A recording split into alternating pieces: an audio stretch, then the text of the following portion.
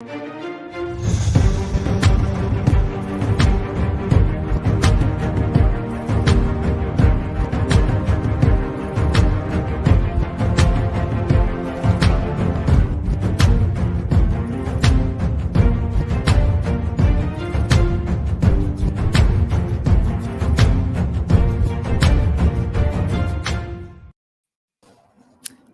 Outlaw Nation. We are live on the Ultimate Showdown After Show, the only Showdown reaction show on the Outlaw Nation network. My name is Boggs. I'll be one of the hosts today. I've just realized that's the last time I'll be saying that. We'll get to all that a bit later on. But how's my girl Saul today? How are you? Doing good, and I made all the boys dress nice today, so you're welcome, Internet.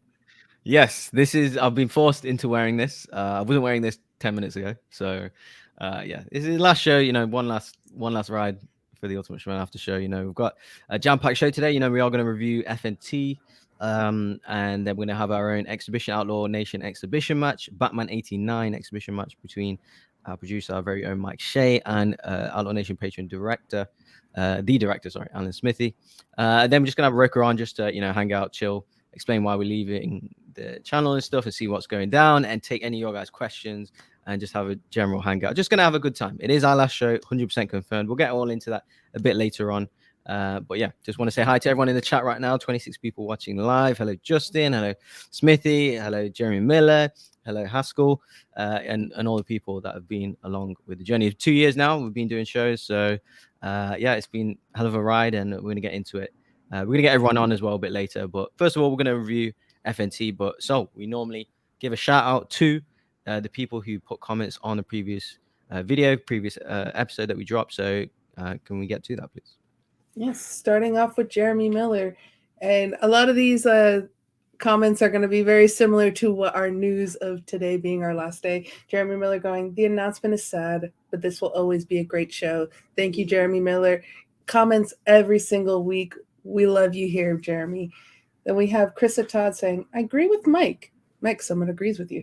"I'd want to know the outside reason as to why Saul left the den. It did feel kind of sudden, but storyline-wise, it'd be neat to see him in another faction or rogue. Either way, I'm Team Saul on this one." So Saul has... I think you got the answer today a little bit, right? Yeah, a little bit rogue. So we'll get into that, of course, as well. But yeah. Then we have Sean Wingblade going, "Sad to hear about the announcement of the split of TUSA and the Outlaw Nation, but truth be told, John needed to finally branch out on his own. I'll join you in wishing him luck. That kid had a glint in his eye that can't be stopped."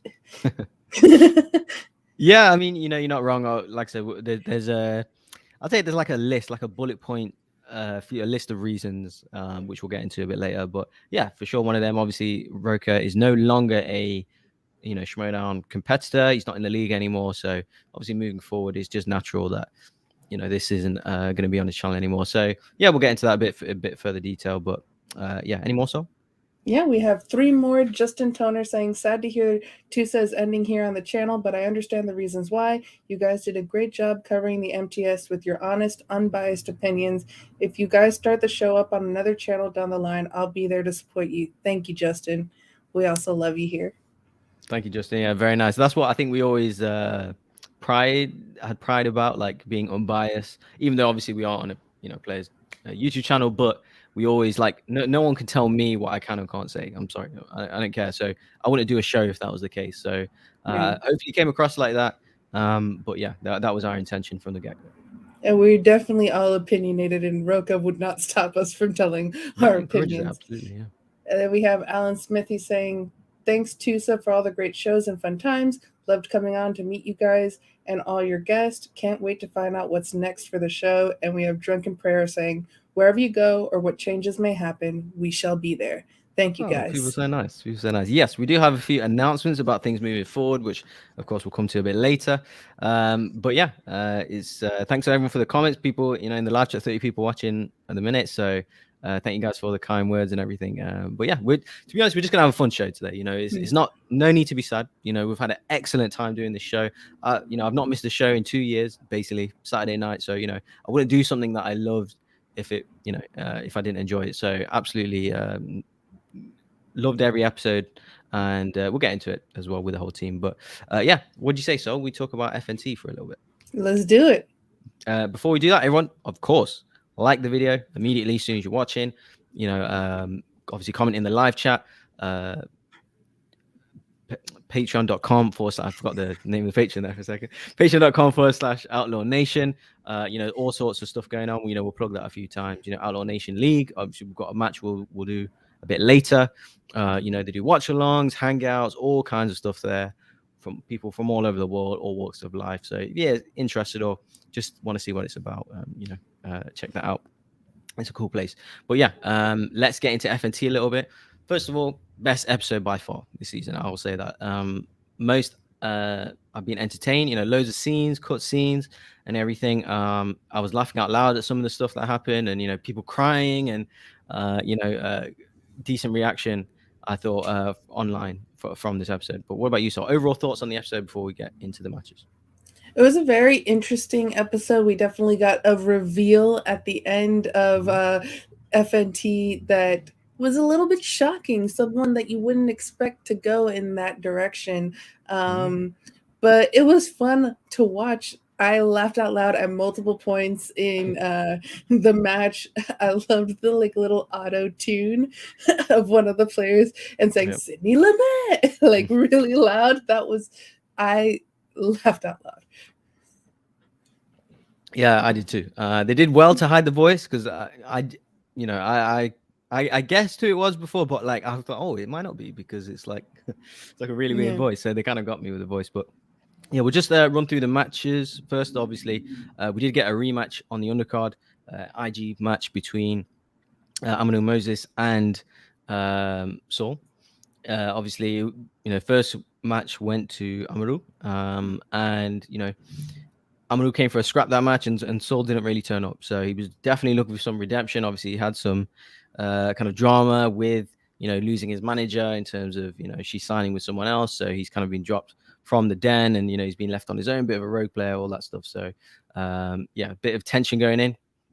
Obviously, starting the match, Amaru with that swag entrance. He's clearly Chandru's spell is spreading over on the other side. So I can't wait to see Adam Collins walk in now. Ayama, you guys, come on, don't be shy.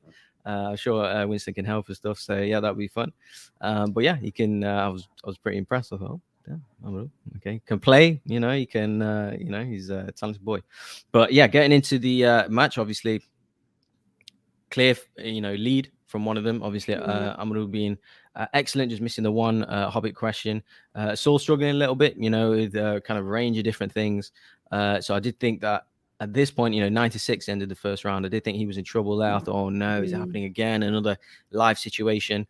Obviously, last time it started was Cantina. This time's the studio. Is he still struggling? Because he didn't seem it. I think he looked a lot more relaxed. Not that kind of suit that he was wearing. With that tie and everything. I noticed it kind of.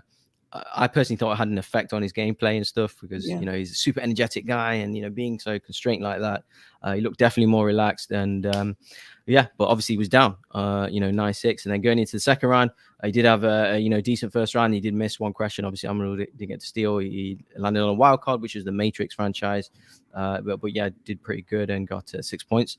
Amaru went to Marvel, stuck on that, and.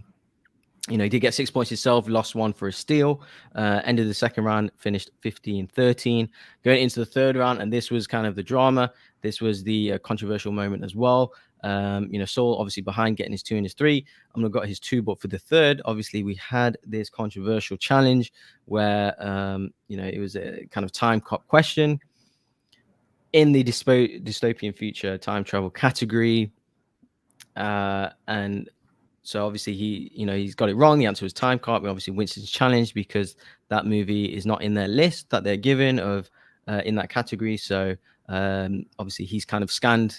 For example, if he's memorized that list, then it's not on that list. It's a little bit controversial. So what do you think? So first of that challenge of the match, of course, and that challenge in particular because it kind of all went down to that match, that moment, which didn't go Amaru's way. So what did you think about that particular challenge? Going into the match, of course, Amaru can dance. He's Latino, so of course, he's got those moves. Perfect addition to swag, swag, drip, drip. With that challenge, I've actually seen that list, and it is not in the dystopian time travel, but it is part of the list. So I could see the argument of, oh, it is on the list, so you should know that movie well, but it's not in that section. And so if you were saying, here's the list in each category, and these are the movies that are only going to be asked in these categories, and Dom Toretto's out right now, then to me personally, only those movies should be asked about. If you want to add Time Cop, because Time Cop should be added in there, I believe, put it underneath at the bottom, be like, oh, Time Cop is in this category. But if it's not in the category, then it should not be asked in that category. It should be asked as like a mixed bag or a regular like IG question. Yeah, I agree. So I was kind of shocked he didn't get overturned because, if they're given a list of these movies in these category and it wasn't a part of that category, because really, in effect, that's going to affect your training. Obviously, they did say there was an asterisk kind of thing, and to be aware other movies may be included in that. But, if there's 20 movies in a category and you know every title in that movie, you know the synopsis, for example, and it's not obviously it's not any of them 20 movies, you're in trouble. And it's hard for the player to prep that, if there's especially a smaller, category like dystopian future time travel is really, really harsh. I really thought he would get another question in that category. So, it's kind of it'd be a fairer 5 point now, I felt. But it's a little bit unfortunate. I definitely thought he should have got another question, but he did end up losing. Obviously Saul hit his 5 and won the match. Excellent post-match interview, I thought, from Saul. Seeing that passion come through, and obviously got the win, and that confidence came, and we know he's a great character. So it was super fun. And seeing obviously the next match will be Smets against Saul in the number 1 contender match. The winner will play Mike Kalinowski for the IG Championship. But obviously, Amaru had an issue with it. Of course, you would, because it was a bit of a shock to him not to get another question, to be honest. But what do you think of the post-match? Obviously, Saul and Smets, and having that energy of this, for me, he's like completely different how he was in the Star Wars Cantina. Obviously, he lost that match. He did get TKO'd. It's a different situation. He did win. Like so much more energy, and doing all these cutscenes as well. He's like a different person. I think I agree with you. Like that restricted feeling that you saw in the cantina, I think it's a combination of probably like the outfit he was wearing was very tight, like that, but then also just being there in front of everyone. First time. Yeah. First time. So I'm sure he would say, nope, that's not why. But I think you could attribute that to anyone's first time being under the lights like that in front of people. He seemed more relaxed this match. I really liked that post-match interview. He's like, I'm not failing anyone this year. The hug between him and Jen, I kind of, even though I wished it went Amaru's way in that challenge, I'm kind of happy that Saul won, even though like I was rooting for Amaru through the whole match, because like it kind of seemed like he needed that win to push him forward, and I'm really excited to see him versus Smets. Yeah, good point, because he did need that, because he's bringing so much to it, and then for it not to get over that line, not to get that big, because I saw his record like 4-3, I think it was 4 knockouts, so he has brought a lot of entertainment, and all the cutscenes and stuff. So I was happy for him, definitely. And obviously, great match next week. What's not to look forward to? But that's Smets against Saul. But moving on, we did have a teams match after this. There were a lot of cutscenes, and it was entertaining. We'll talk about the ones at the end, but we're not going to get deep into the cutscenes. Like I said, we've got a bit of a long show today, a lot to do, so we're just kind of going to skim over it. Obviously, basically, Bateman was going to team up with Peggy, and then she kind of assigns herself. He said he's going to have a patron to play called Jeff. Did he do a "My name is Jeff" joke? Did they? I was kind of waiting for it. Yeah. I was looking out for it. And obviously she's found a team partner, the Survivor. I thought he was great, by the way. Like, his get up, he's that demeanor that he's got. The makeup play as well. Yeah. Like, he's the only guy that does that, right? Pretty like to that level, like that proper wrestler, impersonator. So yeah, good on him. And then we see we get into the match. Obviously, we don't know who this Jeff character is at first. Like I generally didn't know that was Amaru. I'm not like in terms of the look. I was guessing. I was like, oh, is that Amaru? But he was smaller. He seemed like Hunched over. stockier. Yeah, I was like, oh, Yeah. what's this about? And obviously the voice was completely auto-tuned. That was a nice touch because I was trying to spot the voice and stuff. But yeah, obviously they played the first round, and it's obviously a stellar player from here. Both going perfect, and obviously the other, Peggy and the survivor, giving a good account of themselves as well. But it ended 2016, and they did miss. The Bateman and Jeff missed the bonus point, and it was 20-16, and they're going into the second round. Obviously, we did see Peggy and the survivor go first. Landolf Spielberg stuck on Jennifer Aniston. Had a good round. Obviously, just missed the last point. So they were only a point up. And then obviously Ben's team hasn't spun yet. They did spin.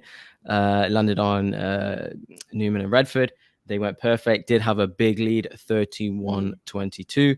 And I think they kind of managed that quite well, with the can't communicate and that kind of thing. So I thought, he must know this person very well, because they didn't have the ability to talk through it a lot, and so they kind of maneuvered around that situation well. I thought it was super interesting. And then going into the third, obviously it was a TKO victory, but they did get their 2. They did unfortunately miss their 3, and they guess Expendables 2 instead of 3, so that was unlucky. But then we get the reveal. That Jeff is actually not this mystery patron. It is Dan Morrell, and they're reunited Danger Zone. So they get the the super team is back. Me personally, I know you put thumbs down there. People a bit annoyed with it, but I like. I'm not against super teams, and it's more people to challenge Shazam, because like I said, they're mostly new teams now. Week.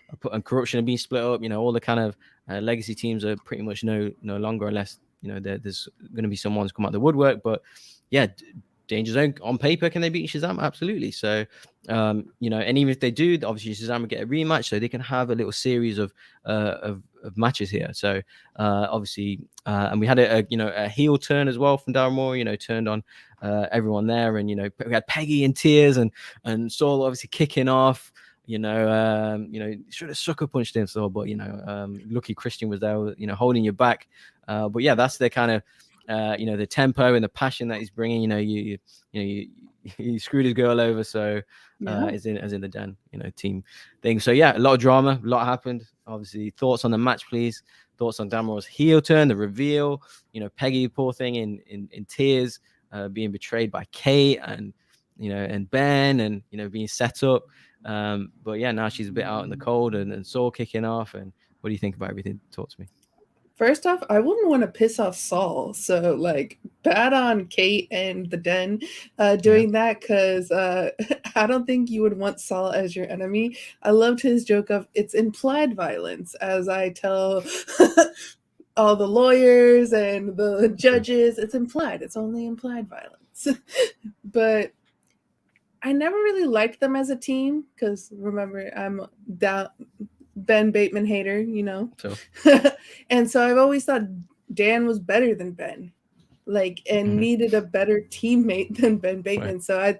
So I hope that they lose in fantastic fashion, because anytime Dan partnered with Ben, they didn't make it. They didn't get what they wanted. And so, I don't like that team, because I don't like Ben. And I was laughing so much at Dan being a heel, because I just never see Dan as a heel. So it was just funny to me to see him trying to be a heel. Yeah, I mean, I think it works for me. Watching, uber nice guy, talk, talk down to these people, I think it's fun. It's super fun, and he's cocky with it, and or he's acting cocky, I should say, and I think it worked. And we've seen now Bateman get into a few, he got tackled by Guy, he got slapped by Roxy. Now he's been, trying to get assaulted by Saul. I mean, I think there's a trend here. There's something going off here. But he's a rattler. We say in the UK, there's a term is a rattler. Like a baby's rattle, where you can get under people's skin. So he definitely done it, and he's been one of the stars of the FNT. He's had multiple matches, all wins so far. So he's on his trajectory, and I wasn't sure someone saw someone in the in the chat, can you please confirm? Was it a number one contender match, or was it like a match for like an elimination for the title? So I wasn't 100% sure on that. They kept saying number one contender, but I didn't know. So, Okay, we had Kaiser make the deal saying if you guys stay together, you'll get a number one contender match and I'll be your manager. And Ben was saying, oh, I've been talking to another manager. Me and Dan are done. But the fact that they're still together, that ends up still being the case, that they get a number one contender match because Kaiser made that deal. Even though now they're no longer with Kaiser, they're now with the Den. Absolutely. And Kate's along for the ride, rubbing it in people's faces, laughing at everyone. So, she's breaking a lot of hearts out here. And talking to the end of that scene, we see them kind of, trolling Frank a little bit. I'm going to take over your show. And we see Kaiser Throw and it Smets, in the trash. And we see Kaiser and Smets, not happy. And, they're trying to stand up to them. Well, Kaiser was, and then Smets said it's not worth it. They've got kind of other fish to fry, and they wander off, and they've got the match, and they're going to upset a lot of people. But yeah, for me, it was great, nice heel turn. Kind of surprising, especially for Dan. Aligning with this heel, and Kate as well. You didn't think Kate was going to be a heel, and you've got to find some new hairs. Exactly. And you can't rely on the goat. If he turns that easy, then we'll see. But I mean, Roxy's advice: don't trust anyone. Yeah, it's all coming right. And people going face, people going heel, twist and turns. FNT best episode by far. What do you guys think? How do you guys rank that episode? I think it was the best, like I said, by far. But obviously next week you have Saul against Smets. They didn't announce any undercard, but we shall see. That's been FNT. Like I said, quick review because we've got a lot to do today on the show. So now I'm just gonna have a chat amongst us four. If our producers Mike and Sean want to come on, everyone's looking sharp. Everyone's looking nice. Look at this. Everyone's looking great. You're welcome, internet. Oh wait, hang on. Let me Oh, you can clean your glasses. Oh. Let's come on. Oh, that means Mike's a heel now. No, serious. It's that easy. It's that easy. That's what that means. When the shades come on, the heel might be coming out. That's it. But yeah, what I was going to say was, we're going to have, we're going to address a few points now, a few things, because, we were purposely ambiguous last week about what's going down on the show and stuff. So moving forward, like I said, I can confirm that it is our last episode on the Outlaw Nation network. But yeah, we're going to go around the horn a little bit. I'm going to pass it to Mike first. So if we can please, let's get the conversation going. Let's get down to it. Why we're stopping and what's the deal? So before we go any further, real quick, just want to cheers to you guys and to everyone watching today. I broke out the good rum for this thing. Nice. So cheers to all of you for joining us today. So this is our last show on Rocha's The Outlaw Nation YouTube channel. And as Boggs said, we were a little ambiguous about this last week. And that was by design. As we suddenly get real quick, I'm just going to throw this on there. Bryant Brawler, thank you so much for the massive super chat. Thank you seriously so much. The only real reason I'm donating is because I saw Boggs rocking that suit. Damn, I see you guys. Some of you brought your best. Wow. Thanks, Saul. Nothing to do with me. Thanks, Saul. It's so very, so it's all Saul. So there you go. Thanks so much for that. Seriously, very much appreciated. We were ambiguous about everything last week because we were still kind of having some final talks and figuring out what the plan was going to be going forward, because we hadn't really come to a final decision yet. The plan to leave Rocha's channel had been a while in the making. That was something that we knew was coming no matter what. As Rocha's programming was evolving, and we covered a lot of this last week, so I'll just kind of breeze through a lot. As Rocha's programming was evolving, it just seemed like it was going to be a good idea with his program evolving and no longer being in the Schmodown. It was probably time for the show to leave the Outlaw Nation and figure out its next steps. After numerous conversations with ourselves and with Rocha as well, we have ultimately decided that today's episode will also just be the final episode of the Ultimate Schmodown after show for good. The show will not be continuing in any capacity, really. We won't be going back to our old channel. And there's a lot of, all of us have our own personal reasons for that. We've covered a lot of it in earlier episodes this season. For me personally, a lot of it boils down to, when you start the metaphor, learning how the sausage is made comes to mind. Once you start to really get invested in something that you're a fan of behind the scenes, you start to learn things, and the more you learn about it, the more it starts to feel like work, and it kind of takes the fun out of it. And that's ultimately what happened for me, is it stopped feeling like fun and started feeling like work. And with the decision coming to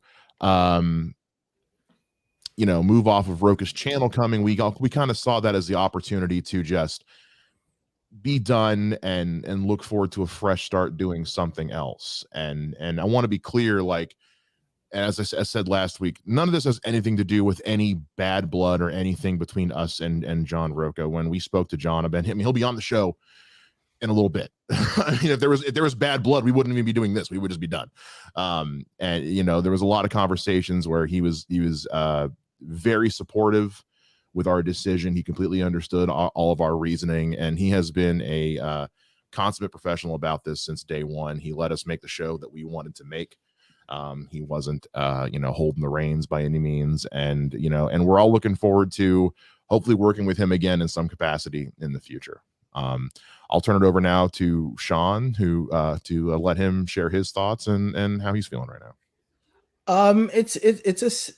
It's a little bit of a somber day because this show's been going on for quite some time, and shout out to Rocha for helping bring the show to being. I remember being in his hangout when the idea first came about, and to see it come from that kind of we should kind of do our own thing to us, forming the team and starting out, and first just being on Facebook, and then just kind of slowly evolving into what it's become now, is something to be proud of. So for me, it's a little bit of a sad day, but I just more or less just look back on all the great stuff that we did, like getting nominated for as one of the after shows last year. Even though we didn't win, it wasn't about winning; it was just about being recognized for the hard work that everybody had done. And I just feel it's, for me personally, I just feel it's time.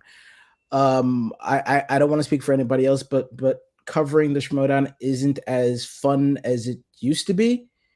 And I think that's just one of the reasons personally where at first it didn't feel like work. It just felt like, oh, we're just having fun conversations covering something that we all truly enjoy. And then, as kind of like what Mike said, once you find out a little bit more how the sausage is being made, you're like, I don't know if I want to eat sausage anymore. And you just start questioning your love for the product and the decisions being made behind it. And once it starts becoming work, then it's I don't know if it's worth doing anymore. So that's one of the reasons why I think we're at this position. Even if Rocha's channel wasn't leaving, I think we would have gotten to this decision some way, some shape or form. But it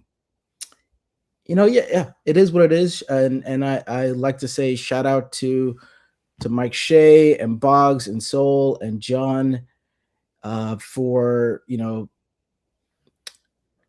making a great product. I think we were a shining beacon in the Schmodown community, where we just said what we said. We had great guests on. Shout out to everybody who's ever been a guest on our show. There's been people that came on multiple times, like Chance, and I don't want to start naming people because I'm going to start. I'm not going to remember everybody, but shout out to everybody who's ever been a guest on our show. Shout out to all the patrons who used to pop in and chat. The competitors always love that, so thank you to everybody.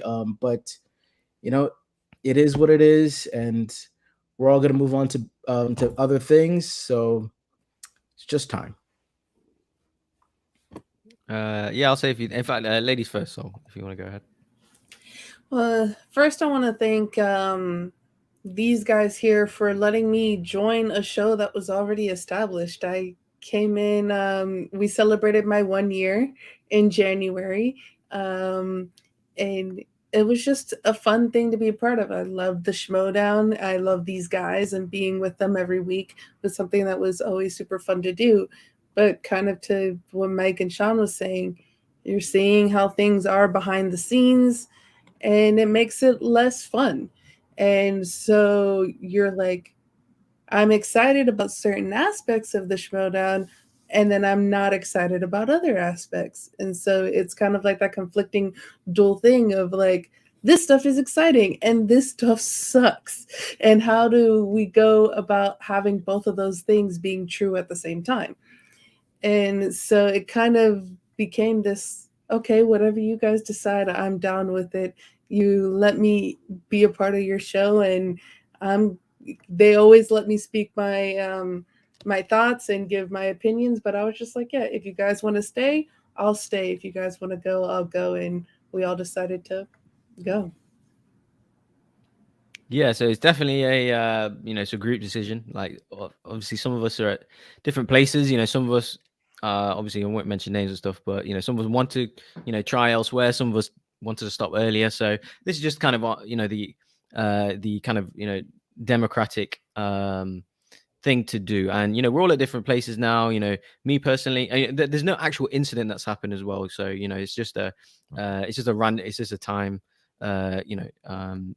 It's a coincidence basically. So obviously, I'm not gonna lie, we have been involved in a lot of kind of drama, to be honest, over the 2 years, but there was no actual drama with this incident. It was just a natural kind of coming to an end. But yeah, for me, I mean, the main reason is that I just want to do other things, other content, which we're going to come to and stuff. But yeah, it's just it's just time. We've had a good run. Absolutely what Sean's saying. Thanks so much for the guests that come on, spend hours with us, the patrons that come in, like Brian brought it, donating to the show and coming in and like having that unique thing of having people from the patron, technically from all over the world coming in to meet the surrounding people, competitors, whatever. That's it. No other show's doing that, so that's definitely a unique thing that we've done. And yeah, obviously I think one regret I'd say as well, I mean, honestly, I think we missed on getting some names that we maybe should have got. Mark and Christian. Obviously Dan Morrill, Kalinowski, Shannon, Coy, Roxy, whatever. Various reasons for that. Some our fault, some not. Obviously, won't get into that, but technically we haven't. So I think that's definitely a missed opportunity for us. So I'll apologize on behalf of to the patrons because this show was designed for the patrons. We never got the opportunity to do that, so that is a regret a little bit. So but overall, like I said, it's massively positive. Like I said, I genuinely have not missed a show in like 2 years, a live show. So well, I did miss one, recent one, but that was a bit of a spontaneous show. But other than that, I haven't. So yeah, it's meeting all these people and having a space to give my thoughts and opinions. Just sending a random audition tape that I saw Rocha tweet out asking for, can you guys put an audition in, and meeting all these people I speak to every day, hours on end. So yeah, I loved it. And like I said, it's not the end. It is the end of the Ultimate Shredder After Show. We are retiring the show. Obviously from the channel, we're not continuing the after show, but it's not the end of us working together, which we'll come to in a second. And so yeah, thanks everyone so much. But we do have a clip to play, Mike, I believe. Yeah, this show started with 3 people on camera, and that was Boggs, who's been here since the beginning, as well as John Barr, whose name is still in the graphics of this show, and Colin Morris. And as time goes on, hosts come and go.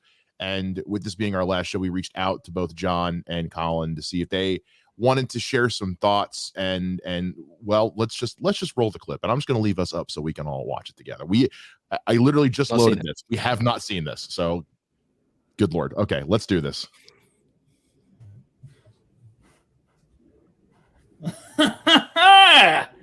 Oh, look at who we got here, huh? Look what the old cat dragged in, huh? Well, hello there, everybody, as I step on all my wires. Hey, I'm John Barr. How you doing? Once upon a time, I used to have thoughts on how Schmodown things might happen, but I'm retired now. You know, I've been living the life of luxury. I haven't thought about anybody and how well they can or cannot remember things from movies in a good long while. But at last, unfortunately, fortunately, or just not any kind of fortune, just the way the wind goes sometimes. Can you tell I didn't write this? You're going to be able to tell real easy if you've seen any episode that I have not written this down, but I'm just here to say, hey, it's the end of the Ultimate Schmodown after show, and it was a good show while it lasted, and I'm here to reminisce on it a little bit, but I, of course, can't do that myself. Now, can I? Take me off full screen. You cannot!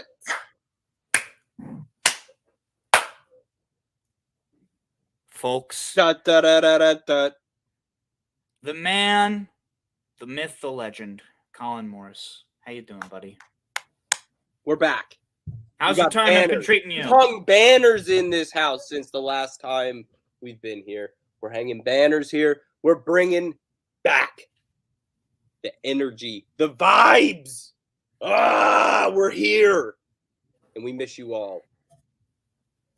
I wouldn't say I haven't thought about y'all. Of course, been seeing everything. I love it. The passion and everything that you guys bring every single week has not gone unnoticed, and you've carried on the brand through and through. Boggs. Sexy. Chocolate. Man, what was it? Brown. We can't even go into the dirty nicknames of the old movie trivia leagues past that he was called. Ooh wee! You want to know that? That's in the Lost episodes. You have to go to the island for that stuff. And That's what our episode is too, isn't it? On this beautiful island called Los Angeles that I currently reside. Well, folks, this has been what? It was a quarantine happenstance that turned into something that was truly, truly epic and carried on long enough that got picked up and carried on by Rocha and the Outlaw Nation, and they embraced us and hugged us and just brought us in and made us feel all warm and fuzzy every week. You made us feel important, folks, and that was you probably kept us going more than you knew, and that was real important to us that we probably didn't express enough to you guys. So just wanted to get that point out, is that we cannot go without saying how much the Outlaw Nation supported this show and kept it going when, let's be real, shit was crazy. We were like watching people that looked just like us in these cute, doing all this stuff. We were dissecting, trisecting, quadsecting, all these doubles and inner geekdoms and all this stuff. And we were killing it. And y'all just kept on going, picked up the torch, and I'm not wearing a hat, but I have a lot, but they're too far away. John, tip the cap. It's been a hell of a ride, folks. But I just wanted to say thanks and miss you guys. And never too far away. So you can always slide into the DMs and say what's up. John? Yeah, I don't want to wax too poetic, especially because y'all saw me try and fail at that at the beginning of this little video, but also Colin just absolutely knocked it out of the park, so I don't want to step on his toes too much. You know me. I'm a pretty self-deprecating guy, so I'm never going to speak too highly or loftily of myself and my own accomplishments, but I will say at the very least, I was so happy to be a part of this show, especially during that early part of quarantine, because that was tough.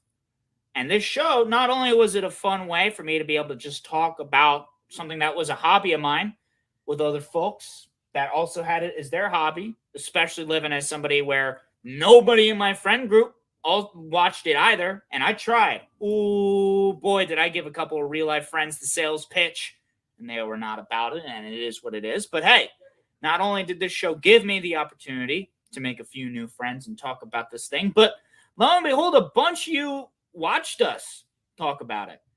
And not only that, but by the time that all was said and done, we even got ourselves nominated for an award for talking about this show. It's a weird and wild thing to think about, you know? Movie Trivia Schmodown, it's its own niche. And then to add on top of that, a niche within a niche is us. And there's folks willing to support us week by week. That really did mean a lot. You know, there were plenty of regulars that we saw and we were very appreciative of. There are plenty of folks also that couldn't watch us week by week, but every time they were around, they let us know that they liked the show. And I'll tell you, it was a pleasure to put on a show for you, whether or not it was good every week, whether or not I was bad every week. I'm not going to say the show was bad. No, just me. Again, I'm self-deprecating. That's what I do. But I got to absolutely give props to the team that has been keeping it going up until now. Boggs and Saul, consummate professionals, always folks that find that perfect balance between the head and the heart, putting on a great show with some really thoughtful, empathetic critiques of it at times. Yes, the show has critiqued the Schmodown from time to time, and I think we all stand by those critiques that we made, more or less. And I don't know exactly what the future is going to hold, but I promise you, if you appreciated any form of the critique that Boggs and Saul were saying, you should absolutely keep following them and see what kind of new ventures they get up to, because they are brilliant people. And that goes not just for them, but the folks behind the scenes as well. Old Mike and Sean, producers extraordinaire. If you watch stuff from other movies. Okay, technical difficulties. We will get the whole thing up online at some point. So yeah, sorry about that. All right. So with that being said, wow. Okay, great. So we are going to go ahead and bring on the big guy himself, the guy who is just, you know, the reason behind this whole venture. Just let's bring him on right now, ladies and gentlemen, the outlaw himself, John Rocha. Lord God Almighty. Did you hear those two guys? Come on. Longer than one of my fucking promos, for God's sake. So, beautiful words that both John and Colin were saying. It's nice to see Colin looking all crazy as he's as his taxi driver look. I appreciate it. Wow. Okay. And great to see John as well, doing his best version of 2022 Captain and Tennille. I appreciate that. But if you old people remember that reference. But yeah, great words, fantastic words. Absolutely was hearing some of what you all were saying as well. Thanks for having me on here for the show, for the final show. The show, I came up with in my head and put out there and got Mike Shea involved and eventually Sean Barreto. And then we got some, submissions and we picked out some great people, I thought. And then Saul came on to the show and really kind of took it to the next level. So great to see. I was very proud of what we did with the show, what you all did with the show, really. And for those of you who may not believe this, and for those of you who do believe this, I kept my hands off of the show. I didn't tell them what to talk about. I didn't tell them what they could and couldn't say. If they wanted to bash me, they could. If they didn't want to bash me, that's fine as well. And I never threatened them to take them off my channel. I'm like, never mind. I never threatened to take to remove access to me or if they said anything negative about me. I never did any of that. Hey, Peggy G, what's up? Just want to say should we miss and thank you for all the times you had me on. The best of luck and all. Yeah, Peggy's great. Peggy's been a great guest here on the show. But anyway, yeah. So thanks for having me on here as we wrap up the final show ever of the Ultimate Schmodown After Show. And you guys did incredible. You spoke your truths, you spoke your pieces, which I really appreciated. And we had the most diverse after show in the Schmodown universe, no matter what they say or how they try to go against that. We were the most diverse after show with people who spoke the truth to power. They weren't afraid. They weren't scared of anybody. They weren't scared of the big chief coming out on them. No, and it may have cost us guests. I have my personal belief that there was some conversations there in the background of certain players not wanting to come on or certain players being told not to come on, you know, those kinds of things. But whatever. In the end, you guys made great shows, great episodes with the great guests that we were able to get, and had fantastic conversations and great analysis of the matches and the storylines and everything that happened in the league. And so I applaud all of you for doing incredible work and really kind of keeping the spirit of what the Outlaw Nation channel is all about alive in this show as well. So thank you all so much for doing that. You know, John, you always said that you kept that promise that, you know, we never had Reigns on the show. We ever wanted to critique anything, even you. And, you know, we never did. We saved it all for this show. So today's going to bring it on.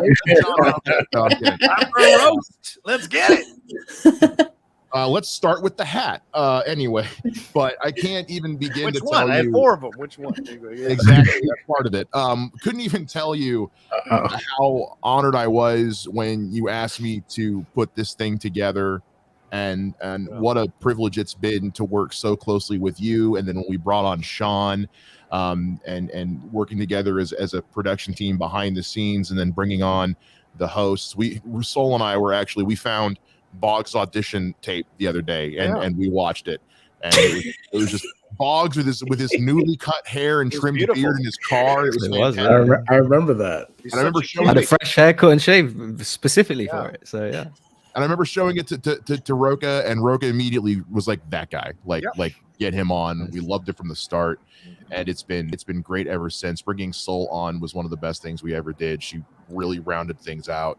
And but ultimately what it comes down to is you gave us this opportunity to make the show and put the show on your channel and make it what it was, and I will always be grateful for that. Please, I'm grateful to all of you. Please, you know, it was just I came up with it because I was tired of what I was seeing on the other after shows. I wanted something that was a little more, I don't know, I just wanted something else that was out there, some different voices. I was trying to see almost all white hosts on the after shows, whether they were 2-person, 1-person, 5-person. I was tired of it, and I wanted to, and you guys know I push having more diversity in everything that I do, everything I'm connected to. I push it all the time because no one else seems to be pushing it as hard, and it needs to be pushed. And I have no problem walking into minefields. Sometimes they blow up at me, sometimes they don't, but I got no shame in pushing forward more people, more diversity in the shows that I do. And so that was a real strong goal of mine. And some people were pissed off and said, why do you have to get excluded because I'm white? No, I'm not saying that. I'm saying I want more diversity so we can have a white person, but we also need people of color who are fans of the Schmodown and who feel like they haven't had a chance to speak their piece about stuff in the Schmodown. And I had a lot of diverse fans, and I wasn't seeing them represented on these after shows. And I wanted to create that here. And everyone who sent in the tape was great to hear from them. And I think we picked a great bunch of people all the way down the line. And so, yeah. So, and you and Sean producing the show, keeping the ship going, all of that was just so great to see here on the channel. So it was my honor to elevate the show a little bit by putting it on my channel. Gracias por todo, hermano. I just want to add something that you said, Rocha, about like the guest.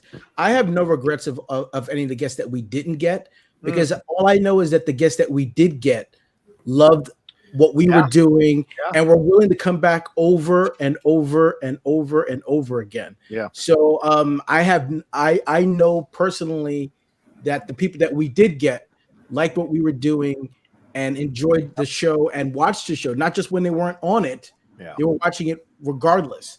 Yeah. So we would have people popping into the chat all the time of people who weren't on the show, who had been on the show. So that proved to me that the league, especially the competitors, understand what we were doing and liked what we were doing. And for me, that was all that really mattered. So if we didn't get certain guests for whatever reason, that's too bad. But I know the people that we did get liked what we were doing.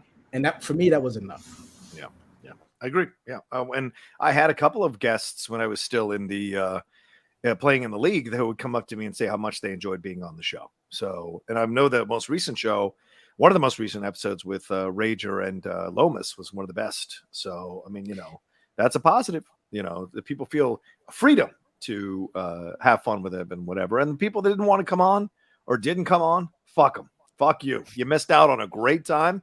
You missed out on being interviewed by some great people and having some fun conversations with some very intelligent and knowledgeable people who care about the game maybe more than you do. And I appreciate that about this whole crew. So, and I'm saying that from my personal point of view. And if you didn't come on, you missed out on the gift basket. I'm just saying. That too. It's a great Such gift a good basket. gift basket. Yeah, Cracker Barrel cheese and everything. Got a pecan You're not log. supposed to say what's in it. Well, now they know. Now they know what they missed out on. Well, then, yeah, too bad. Right. Yeah, let me get next. Scheduling, that I understand, but other What you got? reasons. What you got, Boggs? I'll say first of all, shout out to Brian Brawler who's donated over $100 so far since doing the show. So shout out to him. Yeah, so I'll just cover the things that Rocha mentioned there. So yeah, definitely the watching after shows back 2-3 years ago, it was pretty clear that the after show community was not diverse. That was probably the single main reason why I put in an audition tape. I thought I could do that, or I just wanted to hear different voices, different opinions. I just weren't getting them. So yeah, that was the single main reason. And I have to give respect to you, Rocha, because you're the only person who, as far as I'm aware, on their content platform, network, whatever, that lets other people host a show on it. You don't see, for example, Damore, Roxy, I don't know, Action Guys, whoever, Christian. You don't see other people hosting shows on their network. Obviously, at Schmodown After Show as well. I'm just giving them free reigns to do so and giving them the keys to your car, in effect. So, yeah, I mean, that just shows, the character and like I said, pushing, different voices, different opinions on top of, doing this, letting other people, kind of work on your channel, in effect. So definitely. And yeah, and obviously, you just commented about the sometimes getting guests on and stuff. So yeah, that's definitely going to be a relief. Not kind of worrying about that stuff, but yeah, there's no kind of real issue with that. To be honest, that was just a consequence of doing the show. So especially on Saturdays as well, it's harder for some people. Yeah, true. But yeah, no, I just need to obviously. I don't think people understand that enough. Like, you don't see anyone else on any other after show. On any other YouTube channel, even doing an after show. Never mind someone else, other people doing it who are not competitors, not in this space. So yeah, definitely. That's definitely a constant reminder for me that we'll always give you props for that. Well, and they always some people tried to belittle the show and be like, oh, it's Rocha trying to control, but I never did any of that. And it's just because I wanted a place that could have a little more spotlight on it, and with people of diverse opinions and diverse points of views coming on to host shows. And that's what I wanted to do. And I didn't want it to wallow in a small YouTube channel with like 90 views a week. I wanted to have the chance for it to be seen by a number of people, and so I'm always going to be proud of that. I'm always going to be proud of that, and Dom saying very clearly that, CNN Plus let outsiders host on the network. So Dom coming in with the fire there. When it existed. Yeah. Well, that's the point, I think. So, all right. What else you guys want to talk about? Let's go. Come on. Saul, what you got? I think we have a very, very exciting match. Yeah. That, one of our producers is playing in tonight. Oh, Sean, you got a match today? No, I don't. I wrote it, but I'm not in it. Oh, I guess it's me then. All right. Yeah, cool. Whatever. It's not like I didn't prepare for this even a little bit. Not one little bit. No, not at all. Really, your shirt says otherwise. I don't know what you're talking about. I don't know what you're talking about at all. I don't know what you're talking about. We're gonna have Boggs and John Rocha take it away. They're on the desk today. Yeah. I came dressed for the occasion, Rocha. Come on, you not got a jacket to wear? Or you wore a jacket, at least a Liverpool one. Yeah. You should get a Man U. Maybe you should get a Brighton. Man U played so bad today. Yeah, they did. They did. Even Cristiano Ronaldo. All right, let's move on to this. Let's do it. Welcome to a special exhibition match here for the Outlaw Nation Trivia League. I think we're calling that our Outlaw Nation Movie Trivia League. Is that what we're calling it? What do we call it? Outlaw Nation League. Outlaw Nation League. The Outlaw Nation League. We're calling that today. We're going to do a 1989 Batman exhibition match. You know that film directed by Tim Burton that stars Michael Keaton, Jack Nicholson, Kim Basinger, and a host of other great character actors like Pat Hingle, Billy D. Williams, and what have you. We're going to get into all these questions here. I am one of your hosts for this special match here. And by the way, real quick, The Outlaw Nation League is available to all patrons of the Outlaw Nation. So if you want to get involved and compete, and we have tag teams, singles, exhibition matches, they're all behind the paywall. And every once in a while, we do one free for everybody to see, but they're behind the paywall of the Patreon. So if you want to be a part of it, you can go and be a part of it on the Outlaw Nation Patreon. It's patreon.com/John Rocha Says, and go and see what tier it is for you to sign up so you can participate and have fun here in the Outlaw Nation Trivia League. A lot of fun for sure. But as I said, I'm one of your hosts, and I'm joined by the man from Manchester, the man who brings it every week on the show, and the man who himself is one of the slowest talkers in the world to compete with me being one of the fastest talkers in the world, the great Boggs. Boggs, how are you, man? Well, slowest talker, you know. I mean, I prefer. No, okay, we'll go slow talker. But yeah, I'm all good, man. You know, pleasure to be here. You know, and announce a match with you. It'll be super fun. But Rick, I'll ask you. Yeah, Batman 89. Yes. First of all, where do you put that in your overall? Quick, I'm putting you on the spot. Obviously, quick Batman ranking, and where do you put Michael Keaton in your Batman ranking as well? Let me see. I will tell you right now. Michael Keaton. I don't know. The jury's still out on Robert Pattinson, so I'm not sure where I put him. I know a lot of people have love for Michael Keaton, but I never saw him as the best Bruce Wayne. And so I'm just kind of working my thoughts out. I still think Christian Bale is the most complete on both sides, but I understand people's love of Michael Keaton for sure. But with Batman 1989, I'll tell you this. I used to think it didn't hold up. Then I went back and we watched it recently, and I'll tell you, here's the situation with Batman 1989. Every scene with the Joker works very, very well. What they did with Kim Basinger, though, now looking at it with 2022 eyes, not a good thing what they did. They turned her into a damsel in distress when she was like suffering the insane genocides that were happening at Corto Maltese. But some dude in a clown makeup is going to make her scream for the majority of the movie. That doesn't make any sense. That was incongruent. And the less said about Robert Wuhl's performance, the better in this movie. So to me, I think there are some negatives about Batman 1989 when we look at it now. But the nostalgia factor of the film, I think, still keeps it in the top 7 to 6 on my list for sure of Batman movies. Maybe if I'm in a good mood, a top 5. But no less an incredible achievement for when it came out in 1989, when no one was making superhero films since Richard Donner's Superman that was well received by the public. So this kind of opened the door just a little bit. And then the 2000s, of course, came along and really kind of opened that door with X-Men, X-Men 2, and then eventually 2008's Iron Man. So yeah, this is a very seminal and important film in the history of film for sure. What about for you? Where does it rank for you? And where does Michael Keaton rank for you on the Batman list? Ooh, I'd probably agree on both points, as in mid-tier, because, you know, I didn't grow up with it because it was a bit before my time, and it was more nostalgia. You know, obviously the car, the toys, the video games, etc. Yeah, he's not my favorite Batman, I'm not gonna lie. It definitely is Christian Bale. Jury's still out, Rob Pattinson, I agree. And yeah, it's I put it. Well, he's gone out. You don't call him the best color man in the business for nothing, folks. Nope, can't hear him at all. Still muted. I don't know what's going on there with here. Let's tech issue. Can you hear me? Good. All right, now you can. Yeah. I was just saying the Christian Bale is definitely my favorite. Then it's Ben Affleck. Then maybe Michael Keaton. Then, but because the next movie does not hold up for me. Yeah, it does. You know, it's a bit of a bitter taste in terms of the Michael Keaton. But yeah, that's us. We have 2 competitors, 2 Outlaw Nation patrons that absolutely love this movie and want to face off. So I say, let's bring them on. Rocha. Go ahead. Yeah. And come. All right. So why don't you introduce them, Boggs? Give them the big introduction and let's get it on. Right. First of all, I'm bringing in the current the good, the bad, and the geeky, which is IG.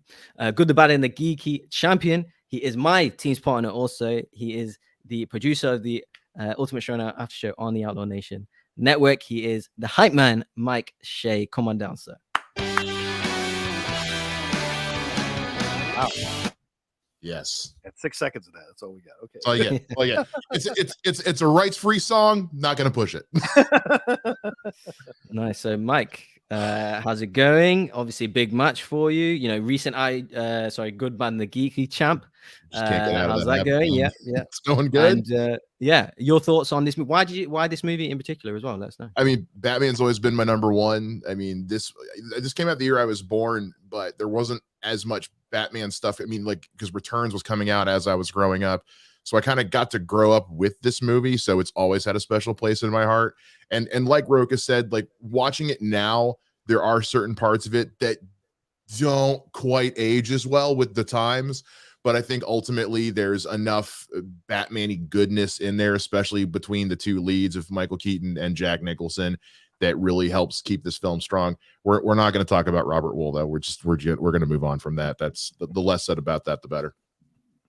I agree 1,000%. Good, incredible words there, Mike Shea. How are you feeling? You're about to take on the director himself. How are you feeling going into this match here? A lot of questions from 1989's Batman. As someone who's got the only perfect score in the league in one of these matches, do you feel pressure here that you're to kind of live up to those expectations, or are you walking your own path there, Daywalker? You know, I've always said I try not to look too far ahead into the future. I don't like getting swallowed up in the what could be. I try to worry about what the what is and what's happening right now. So there is a little bit of pressure having this now champion title that I got to kind of live up to a little bit. But I think if there's one thing we can all walk away from this remembering, it's that hashtag Batman does that. And if you know what I mean, you know what I mean. Hello. Google it. Part if you're 18 or over. All right. So who do we have taking on the venerable Mike Shea in this match here, Boggs? He is the infamous, the very talented, very funny, the director, Alan Smithee. Oh, Alan. Oh, there he is. Look at that old school logo. Guys, I've been back here for like hours going through all these emotions, like laughing, crying, feeling the love. Are you the one that has the only perfect score? Is that what you were talking about, Rocha? Yourself? Yeah, that's what I've heard. I thought you were referring to Mike, so I got a little nervous. But no. Anytime you're ready for a whooping, you bring it on. Come out here and get your whooping. Anytime there you go. Anytime you're ready. How are you feeling now, Smithee? What's your thoughts on Batman 1989 and where it sits in the pantheon of Batman films? And how are you feeling as you're about to take on one of the titans of one of the early titans of the Outlaw Nation League? How are you feeling right now? Well, to answer the Batman questions, Batman 89 was a seminal film for me when I was younger. I do think it was after the Superman movies. It was one of the first massive comic book movies. I love that movie. I think the visual realization of Gotham using all these great models and cool, cloudy, dark backgrounds was really awesome. I do agree Vicky Vale does do the damsel stuff. She's still somewhat strong, but they do turn her.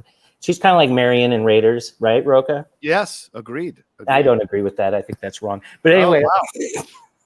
There you go. Walk me right into that. Okay. It's not always smart to piss off the question asker. I don't know if that's a smart strategy going into a match, but we'll see how it works out. I hope there's no challenge on your end. Who knows which way? I didn't think there were challenges allowed in the league, but I'm not sure. Oh, really? Oh, okay. That's fair enough. I challenged this whole thing. You Boggs, made me any wait questions, back here. I'm famous. You made me wait 20 minutes. I'm sorry. Of course. Where's this one? So how's your study been going? Obviously, we know Mike's a good, bad, and the ugly competitor. He's obviously, well versed in this movie already. How's your study been going? How's your preparing been going? Let us know. I've seen this movie a lot, so if they're general surface level questions, I feel I should be good. But in rewatching it a few times this week, I did find a lot of numbers, a lot of number type things, memorization, little factoids. And so that is really what decides these matches, is those hard, super deep cut. Like I said to Mike Shea in the chat, how many times did they say the word Batman in the film? I'm sure that's going to be one of the questions. And I studied that, and I know the answer to that question. Wow. Strong. Myself, Boggs, being a 4-time champion in the Schmoedown League, I know what it's like to study useless trivia and have it in your brain and not have it come up in a match. It can be quite frustrating overall. So we'll see if Smithee has his finger on the pulse of the question writers, or if he's way off and like Johnny Depp, about to get his finger cut off. So where are we going next here, Boggs? What So do we we're got? going. Yeah, let's get Mike on. With Saul as well to come on. She's going to be the rules, and we'll get started. Let's do it. So Saul. All right, boys. This will be a 25-question match in the realm of the movie Batman 89. The first 5 questions will be worth 1 point. The next 5 questions will be worth 2 points. The value of the questions will continue going up by 1 point each consecutive 5 questions. Each competitor will have 15 seconds, unless otherwise specified, to answer the question. Each competitor will write their answers on the whiteboard and show their answers as they verbalize it when their name is called. Each competitor will have 3 uses of a reload, aka repeat, throughout the match. Challenges are not welcome, but if one comes up, these 2 men up here will decide if they're scrapping the questions. So, And we be won't nice make to fun them. of your challenge like some idiots do. Go ahead, keep going. Yes. Competitor with the most points at the end wins. So good luck, Med. There we go.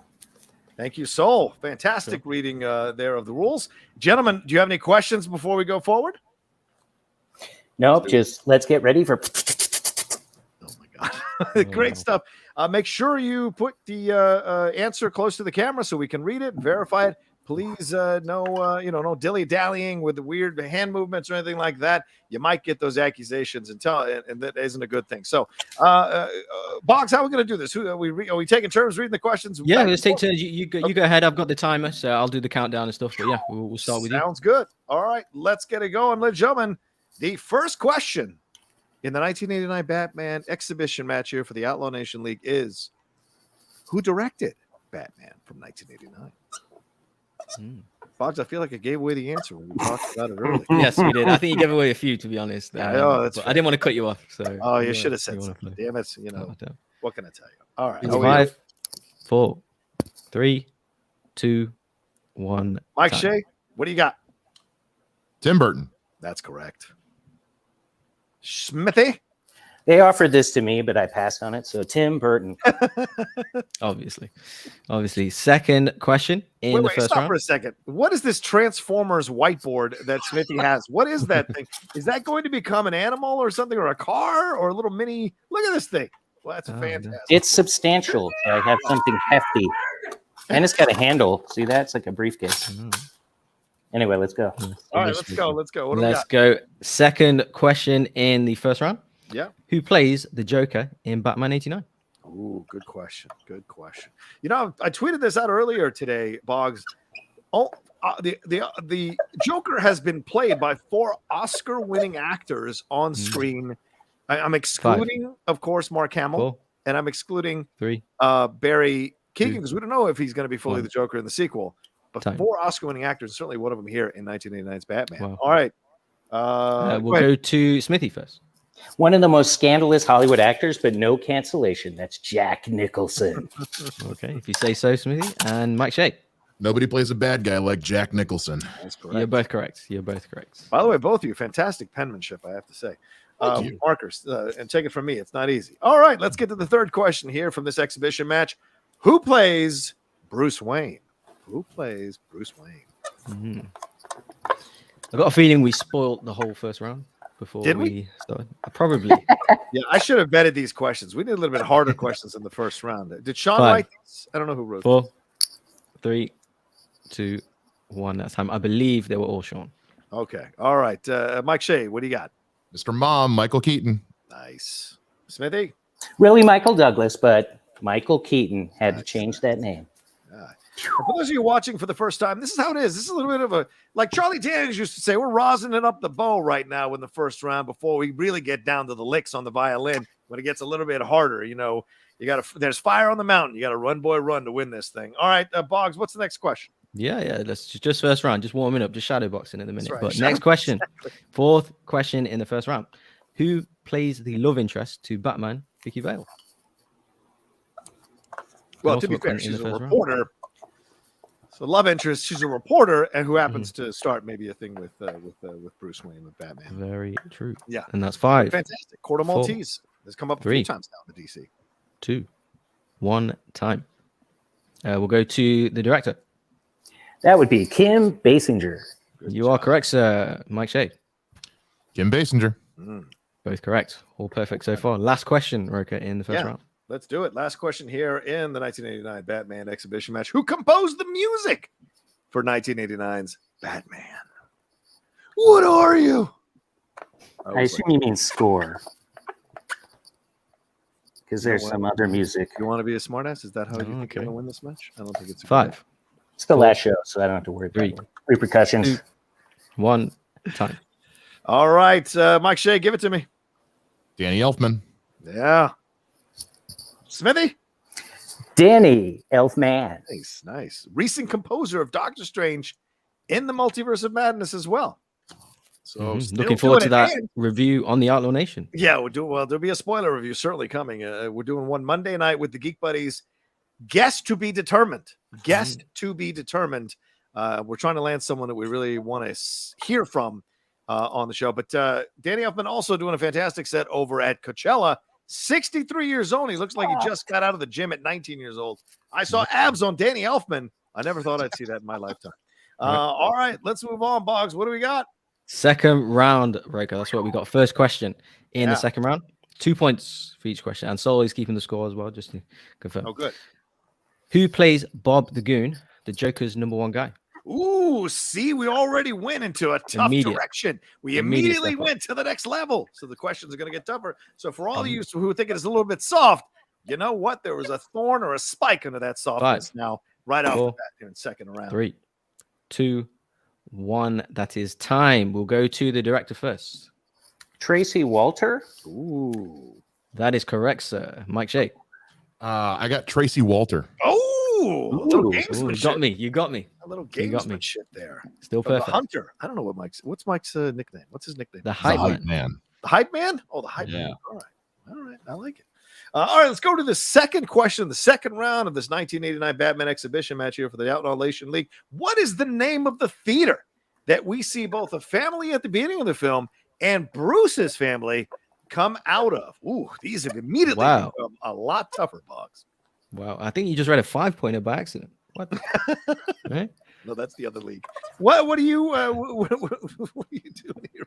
What do you got? 5, 4, Oh, 3, 2, 1. That is time. okay. Let's go to Mike Shea.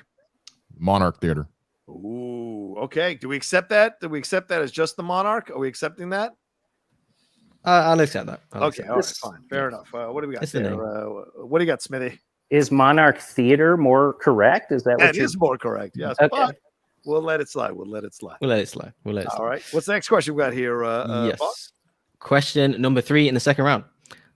What is the name of the news broadcast that is shown throughout the entirety of the film? Ooh, good question. Well, Now, if any of you can't understand Boggs's Mancunian accent, you let me know. The Manx sometimes can be quite weird with certain words. it's actually a Derby. It's an East Midlands accent. So Oh, middle East of England, Derby, Nottingham. You can yeah, still yeah. say haven't won a 5, title in 2 decades. 4, You can still say that. 3, 2, 1. Time. We shall go to the director first. Action News. Ooh, there's a delay. At GCTV. Ooh, yeah. First cut. Action News is correct, right, Boggs? Yes, sorry about that. I'm just was having an internet So issue, it's but yes, Action News. You yeah. just added first cut, making sure that's not okay. Oh my God. so yes. We have a leader.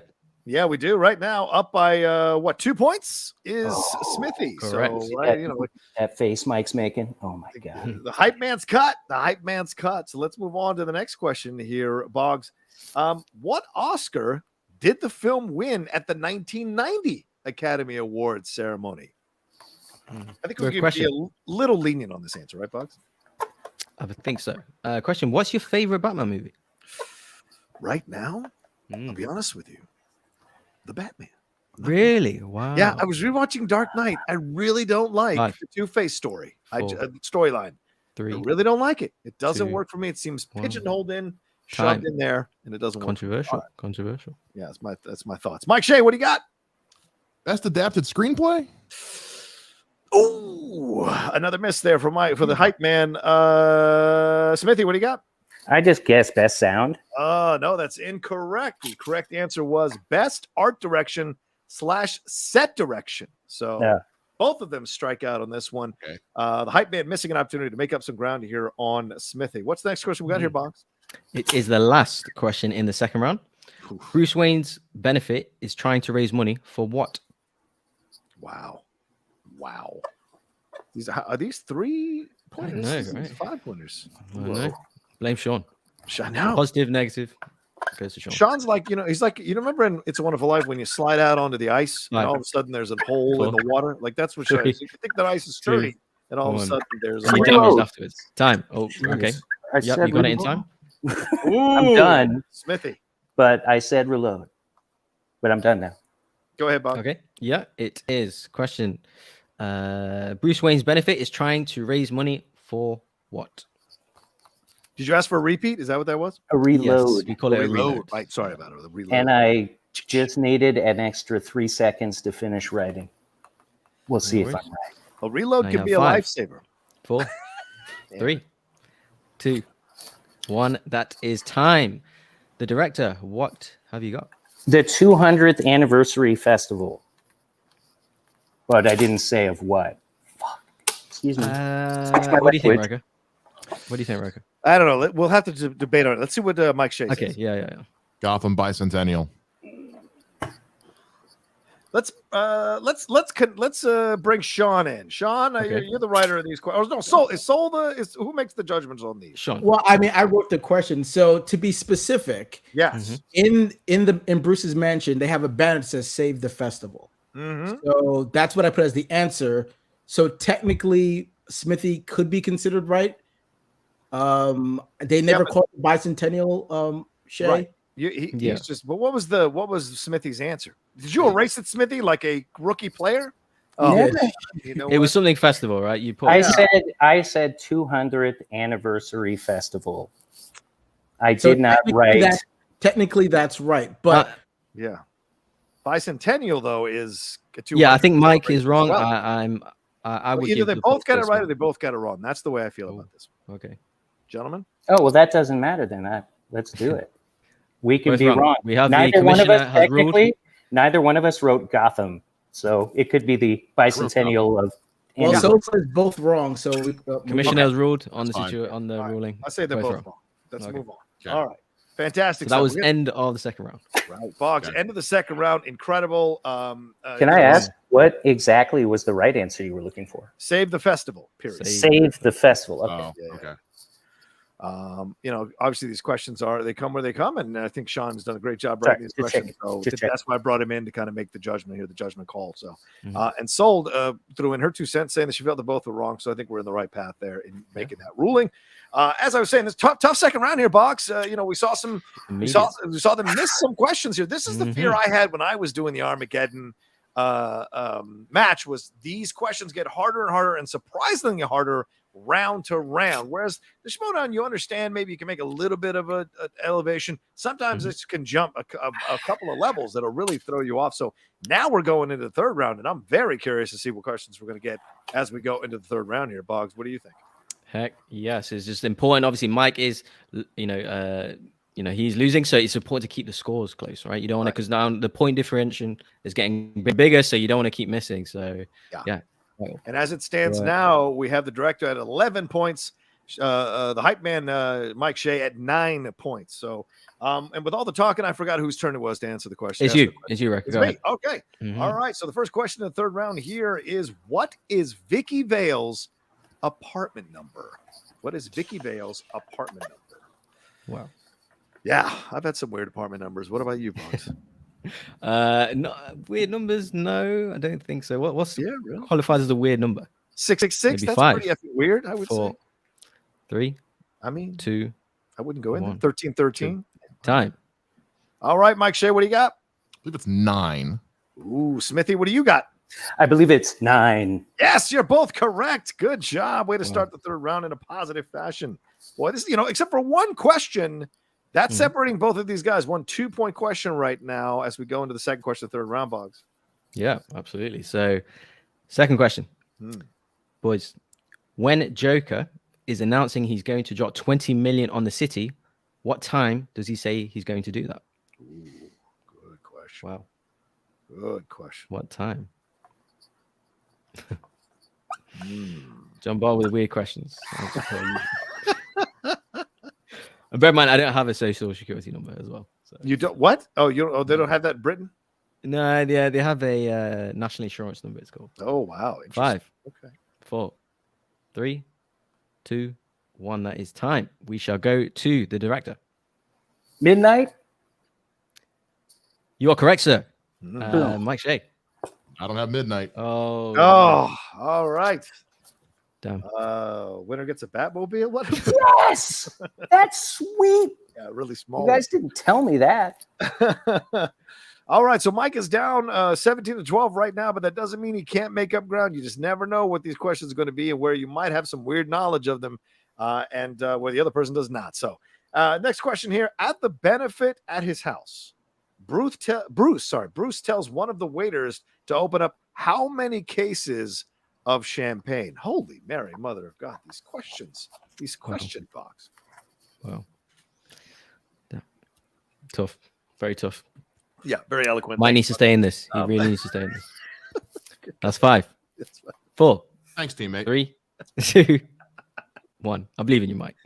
Mike Shea, what do you got? 7. Smithee, what do you got?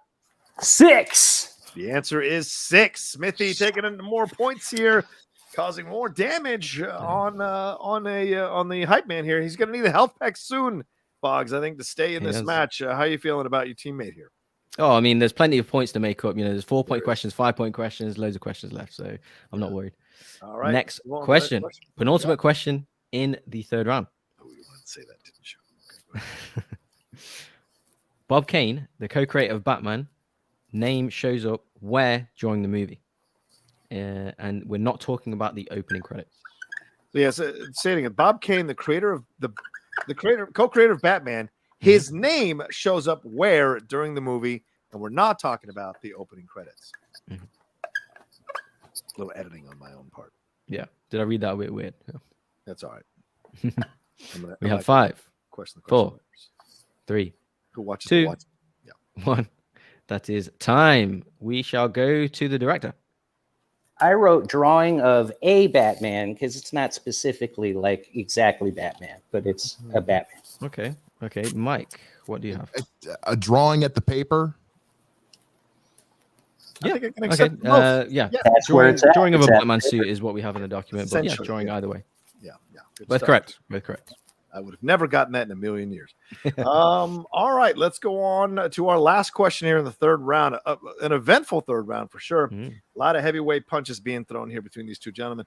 What are Batman's last lines of dialogue in the movie? And you have 20 seconds to answer this question. What are Batman's last lines of dialogue in the movie? Wow. I'm shocked that you said the Batman is your favorite, Rocha. Still. Now. Yeah. Wow. How many times have you seen it? I've seen the Batman 4 times. Oh, wow. That's 12 hours of my life. Yeah. But as far as but the Dark Knight I love though. So 5, 4, Oh, 3, 2, 1. Time. Ooh, Just got it. it's a lot of writing. All right, let's go to Mike Shea. What do you got, Mike? You made me, I made you. Let's hear what Smithee has to say. You made me first. Well, we said lines, so that would be multiple. So I'm going to have to give you both goose eggs on this one. The answer is Okay. I made you. You made me first. Well, wait, you said the last line, I thought. No, I said no. I said last lines. I said Well, last that could have lines. been the whole script as the last lines. I said, what are Well, Batman's last lines of dialogue in the movie? And you have 20 seconds. Okay. And you know what it fucking means. I won't. You're that low. I won't. You're close. You're close. If that know. means anything. Don't make me cuss. I don't like to do it. I made you. You made me first. That's the lines of the movie there. All right, we're in the 3rd round here, and the score is Smithee with 23, the hype man with 15. The hype man missing some opportunities to pick up some points here on Smithee, but Smithee coming through in a couple of key questions, and now he's opened up an 8-point lead here. Boggs is still within reach for the hype man. What do you think going into the 4th round? Yeah, well, you know, plenty of points to make up. You know, we've seen Smithee miss questions, and obviously we're at 4 points for 5-point questions. Now they're going to get tougher, so you can bank on, people missing questions. It's just who misses more, really. And do Rocha and Smithee, do you guys have the same T-shirt on? Just to confirm. That's right. The go. Exactly. Beautiful. I didn't know. I didn't get the memo. I should have could have all put it on. But let's get to the fourth round. First question, boys, in the first round. 4 points. Go ahead. Harvey Dent said that the 200th anniversary festival was how much in the red? Wow. That is a lot of questions. Remember, you've still got your reload. So if you need more time to answer these questions, don't waste it, especially if you're not in the lead, I would say. Yes. Interesting. 5, 4, 3, 2, 1. Time. The director, what do you have? 2 million. That is incorrect. Mike Shea. 250,000. You are correct, sir. There we go. Mike There Shea we go. makes up We have a those match. 4 points. We have a match. Better than with money than I am. Damn it. He took the sunglasses off. He's serious now. See, Damn. he's one of these players that's like, whatever happens. And then once he gets in the mode, the sunglasses go off and he wants to fight from behind and take care of business. As John Barr, who's in here, accurately points out, I sunglasses can't off. take mine off because then I'm not Alan Smithee anymore. I cease to be. Yeah. Fair enough. Yeah, that's fair. Then I'm just some dude. Anyway. Who wants to tell him? All right, let's move on to the next question. What does it say? And this is the second question in the fourth round here, 4-point question. What does it say on the cover of the Time magazine that Vicky Vale took pictures for? What does it say on the cover of the Time magazine that Vicky Vale took pictures for? I like to A repeat lot. It says a lot, actually. Meaning like the main A lot headline. of writing, yeah. Yeah, it's what's on the cover of the magazine. Have you ever been on a cover of a magazine, Boggs? Except for maybe at a theme park when you're doing one of those pictures that you put yourself on? 5. But you'll never know. 4. Reload. 3. Oh, reload. Okay. Reload. Here is the reload. It is, what does it say on the cover of the Time magazine that Vicky Vale took pictures for? So Vicky Vale, noted photographer. This sucks. She was. If I write more, it might be wrong, but there's a lot on game. that cover. Welcome to the game, son. Welcome to the game. You better hurry up because it's 5, 4, I'm 3, gonna stick with what I 2, got. 1. Time. All right. What do we got here? Mike Shea, what do you got? I don't like this answer. Genocide in Corto Maltese. Ooh, a little close. What do we got there, Smithy? Well, it says Time magazine, and then it says the war in Corto Maltese. Okay. You know what? I'm gonna have to take a look at this one. I might have to verify this one. I know our question writer is a very strong question writer, and I don't want to necessarily say he's not saying the right thing. But I'm looking at some images here. I want to make sure. It also says October 18th as the date on the cover. And it costs $2, so it says $2. Let's bring this in real quick. I want to make sure we verify this because our question writer is absolutely fantastic. There it is. It says Corto Maltese Revolution. Revolution. By Okay. Vicky Vale. So Okay. both of you do not get this one, although both of you were close. But unfortunately, Good effort. A good effort. Yeah, good effort. All right, let's move on to our next question here. Yes. Boggs, what do we got? The third question in round number 4. What brand film camera do we see Vicky using towards the end of the movie? I laughed halfway through. You asked me if I've been on a film, a cover magazine cover. I haven't, but I've been on the cover of the Outlaw Nation in many of the thumbnails. Oh, yeah. So, yeah, nice. maybe that. Have you bought a camera before? When were 4, you on the thumbnail? 3, I make the thumbnails. 2, 1. I think that's a lie, actually. I haven't. Yeah. Anyway, time. We'll go to the director first. Rico? That is incorrect. Mike Shea, what do you have? Nikon. Here he goes again. Oh, He's Mike back, Shea he's back in the coming game. back. Wow. Wow. Nice. Wow. Oh, That is Incredible. It is a tie game. Tie game. 23-23 Hey, as now. we go into this. But, I will say this. We were kind of cheering, kind of giving Mike some hope here. On the other side, just because Mike tied it up doesn't mean Smithy can't pull ahead again. Sometimes we've seen this in sports, and you know this well, Boggs. You can exert a lot of effort to catch up, but then you don't have enough effort to finish out the game. So we'll see who does as we're tied here going into the fourth question of the fourth round in this match here. When Joker enters the museum, What is the name of his henchman that is holding the boombox? Good question. Yeah, absolutely. You got to finish the 5 rounds. Finish the 90 minutes wherever it is. So you're not won yet. We're entering into the 5th round. 5-point questions. They're all killers. So yeah, we're close. 5. Yeah. 4. I know this because I 3, bought the soundtrack album once upon a time. 2, 1, time. All right. Mike Shea, what do you got, son? I don't know if it's Bob. Ooh, that is not correct. Smithee? It's obviously Moose. It is.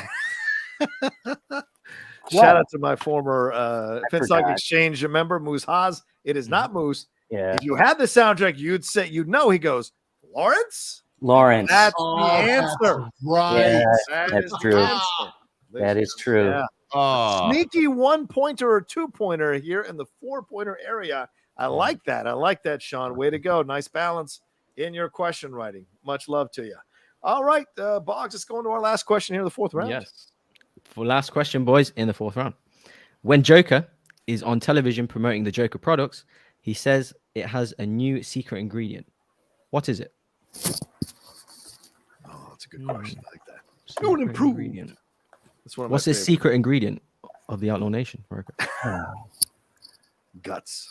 Always. Gravitas. It's 5, 4, 3, 2, 1, time. So it's a big question. Director, what have you got? Smilex? Smilex is correct, sir. Okay. Right, man. Smilex. Smilex is correct. Wow. Wow. What an end to a 4th round here. Mike Shea entered that 4th round down 8 points. He made up those 8 points, and we are now tied 27-27 going into the last round. As someone once said, the championship round here for this Can I get a new pen? Can I get a timeout? I gotta get a new pen. Yeah, sure. Feel free. He's just going to go study. It's a good promotion here. He's getting an extra 8 seconds of study time in. What the? He's just looking at his notes. If Chandru can go pee in the middle of a match, I'm sure he can go get a pen in the middle of Chandru should have had a diaper and taken care of business. What is he, an astronaut trying to go cross country? Boggs, how do you feel about your team now after the 4-0 drubbing today? Do you still have faith in that team getting into the Champions League? Man United, no way. No, they're checked out. They've given up. They're thinking about next season. Half the players are going, aren't they? And they're going to sign new players. So they got a new manager. So no way. I mean, to be honest, Liverpool didn't play great either. So we played great. We just couldn't break through that defense. We're that entertaining. Drunken. Team. We're that entertaining. All right, let's move it on here. 27-27. Going into the 5th round, and we've got 5 more questions left in this match. 5 more questions to decide a champion, and we've got some overtime questions just in case. Benzema wants to hit a penalty and knock out Manchester City in overtime. All right, am I asking this one? Is that correct? Yes, go ahead. Okay. Go ahead. All right, 5 rounds. First question in the 5th round. When the 2 thugs are counting their money on the rooftop, one of them says he heard the bat got him. What was the guy's name? Now, I ask for clarification. Are you asking for the person who says this? Or the person who got by the Batman? So it is the person who got by the Batman. What is the name of the person they are referencing on the roof? Just to clarify that. Let's give a bit more time. Because the 2 guys aren't like, hey, Steve, what do you want, Phil? Let's talk about the Batman. Right. Well, Phil. And by the way, the guy who, and I know we're running out of time, to real quick after 4, the answer. 3, a little trivia on that. 2, 1, time. Mike Shea, what do you got? Jonesy? Ooh, close, but not quite. Smithee, what do you got? Johnny Gobbs got ripped and took a walk off a roof. No big loss. Johnny Gobbs is correct. And Smithee jumps out to a 5-point lead here. Going into the second question of the 5th round. Like Mike, I'll go, whoa, yeah, just to intimidate and get in his head. That's good. Yeah, I like that. Oh my God. Real quick, trivia here for you all and for Boggs as well. The actor who plays the British dude who is the actor who plays like, come on, man, there ain't no bat. That is the same guy in Guardians of the Galaxy who is guarding that he's got that little like shop that they try to get the orb from. That is the same actor. He's a British actor. And he's did that role with an American accent. So look it up, ladies and gentlemen. I'm not wrong. You know I'm not wrong. All right. So Smithee is up going into the second question, 5th round, 32-27. These questions are huge 5-pointers that swing the match here, Boggs. So what's our second question? Hell yeah, just 4 questions left, boys. Okay, for 5 points. When Bruce is looking over his parents' file, he opens it to the newspaper reporting of his parents' murder. What does the headline in bold read? 30 seconds for this, boys. 30 seconds. Wow. So we're clearly looking for a precise answer, Rocha. Yeah. Have you ever had a newspaper mention you within a headline or anything like that, Boggs?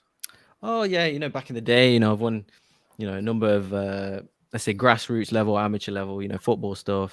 Oh, yeah. Leagues titles. I've been a coach as well. So, yeah, I've been in the paper a few times. What's your position on the field? Are you a winger? Or Anywhere in midfield, or I play fullback, left back, right back. you pull left back. Double footed. Yeah. All right, fair enough. I appreciate it. So that is 5. Reload. 4. Okay. Absolutely. And remember, you have 30 seconds for this one. 30 seconds. I'm just letting you guys know. So with the When reload, Bruce is- I have no idea. So yeah, go ahead. Sorry, read it again. Sorry, Boggs. Yeah. When Bruce is looking over his parents' file, he opens a newspaper reporting his parents' murder. What does the headline in bold read? 30 seconds. Tough one. I'm going to be silent for this one because it's tough. That's a lot of things to consider. Long time though, 30 seconds. Just going to talk really soft about the Kentucky Derby. If someone gets this, wow. It's the hardest question so far. This is a pretty hard question. Don't know, did I? Do you even make newspapers anymore? I think I'm right. Of course you do. We are 5, 4, 3, 2, 1. Time. Let's see if you're right, Smithee. Mama Wayne's pearls stolen. No, that is incorrect. They were. Mike Shea. Oh, I let's like get Mike. half of this, not the other half. Thomas Wayne murdered, child left unharmed. Ooh. I'd say you got your half, but the Oh. actual answer is Thomas Wayne murdered, with exclamation mark. Prominent doctor and wife slain in robbery. Oh, man. So yeah. I feel like I So want they to don't give you... even mention Mama Wayne until after. Oh. Yeah. I feel like I want to give you 2.5 points for that, but unfortunately we can't. Oh, sure. My answer is the newspaper that they're looking at the newspaper. So when Vicky and what's his name are looking at it, that's the headline that they read. But the headline that Bruce's reads is one we were looking for. Oh, Oh man, there were 2 different newspapers. Which is in the question. They're looking over his parents' file when Bruce is looking over his parents' file. Yeah.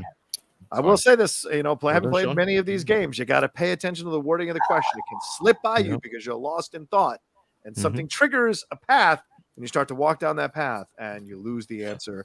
It can be quite gruesome. All right. Yeah, my answer was from Mask of the Phantasm, I think. But anyway, okay. Okay, cool. I'm glad you got every comment in you need to after every question, Smithy. All right, let's move on to the next question, the third question here in the 5-point round. The family at the beginning of the movie, who we think are the Waynes, are trying to get a cab. Where does the man say they want to go? That's a tough one. Wow. You get many cabs, Rocha?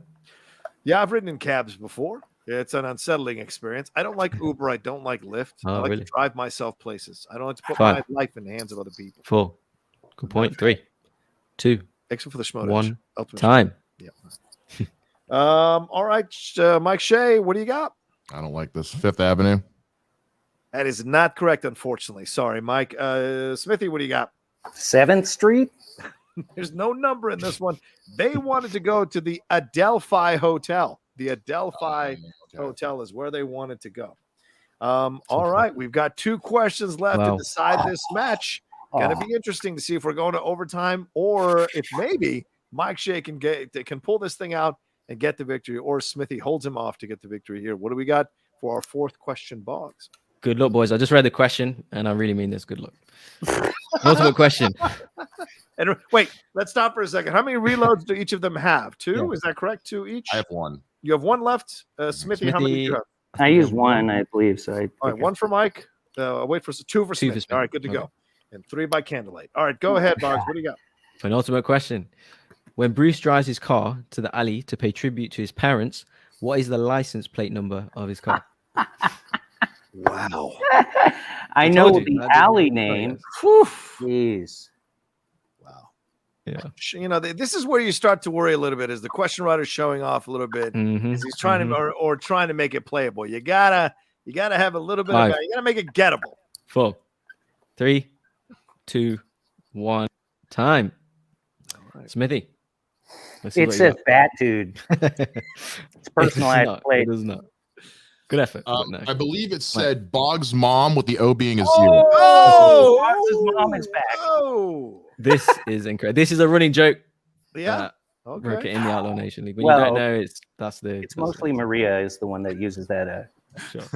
But now Mike is doing it. What was it? Yeah, But what is anyway, it? you're both incorrect. Both Rocha, incorrect. we've got one question left. Wait, Yeah, what was was the the answer? Oh, sorry. the It is answer. Sorry. Go ahead. 829 hyphen VLS. So Victor Oh, of Lima course. Sugar.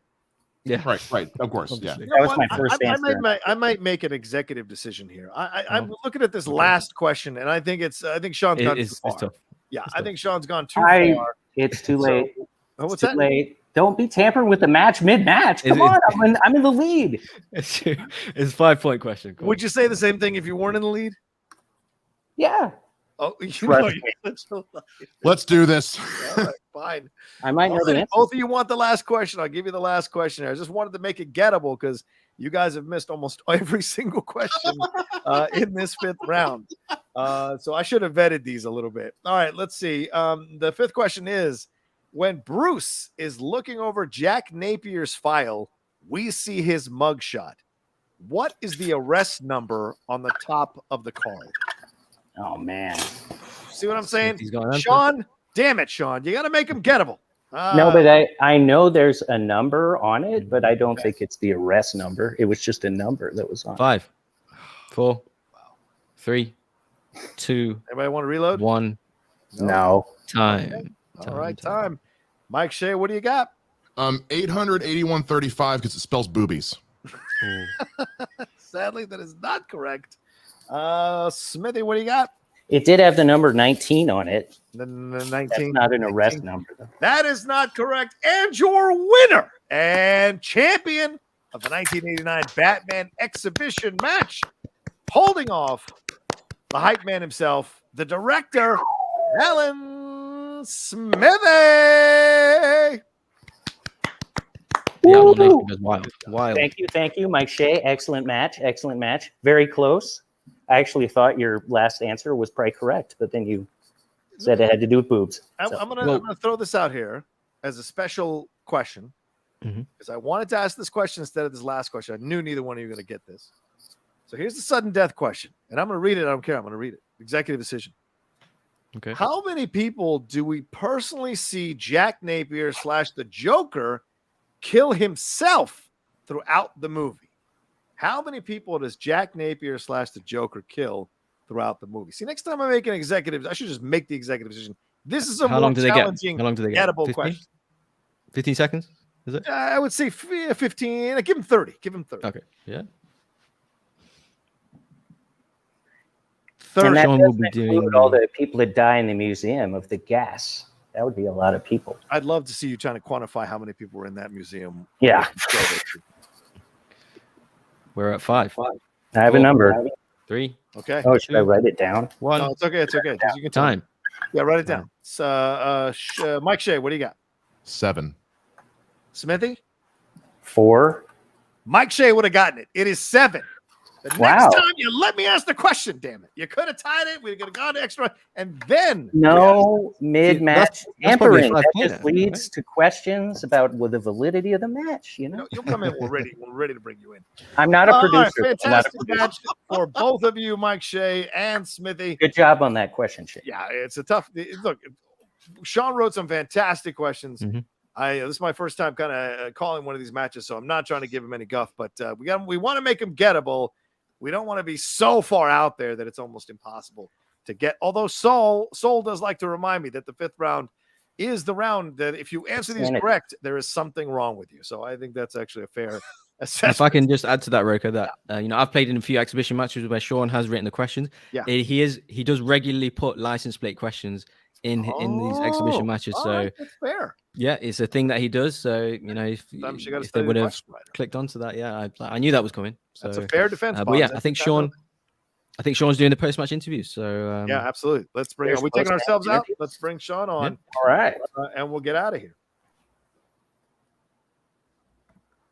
All right, so I'm here with the winner of today's Batman 1989 match, the director, who said he passed on directing this movie. Mhm. So it's kind of fitting that you kind of won today's match, considering you almost directed this movie. Yeah, I mean, it mostly takes place at night, and I sleep at night, so I just said, forget it. I'm not going to do that. But Tim Burton is a night owl, I guess. He likes to stay up late. So That's anyway. true. Well, how do you feel winning this match today? I was very stressed out. I always get a little stressed in these single movie matches because you really have to study and you really have to pay attention. And there were a bunch of other random factoids, like, you know, the street corner, the two streets, what combinations of hair products or whatever would kill people. That was another one. I think there was like a phone number at a certain point. So I memorized some of those, but missed the license plate. Darn it. Anyway. Yeah, so Boggs is right. Like a lot of these matches that I've written, I always, because if it's on screen, it's fair game, and the license plate is very viewable. Even John brought up the Jack Napier's arrest number. We see it twice in the movie. It's not just once. Yeah, and the camera lingers on it for a little bit. So for me, that's fair game.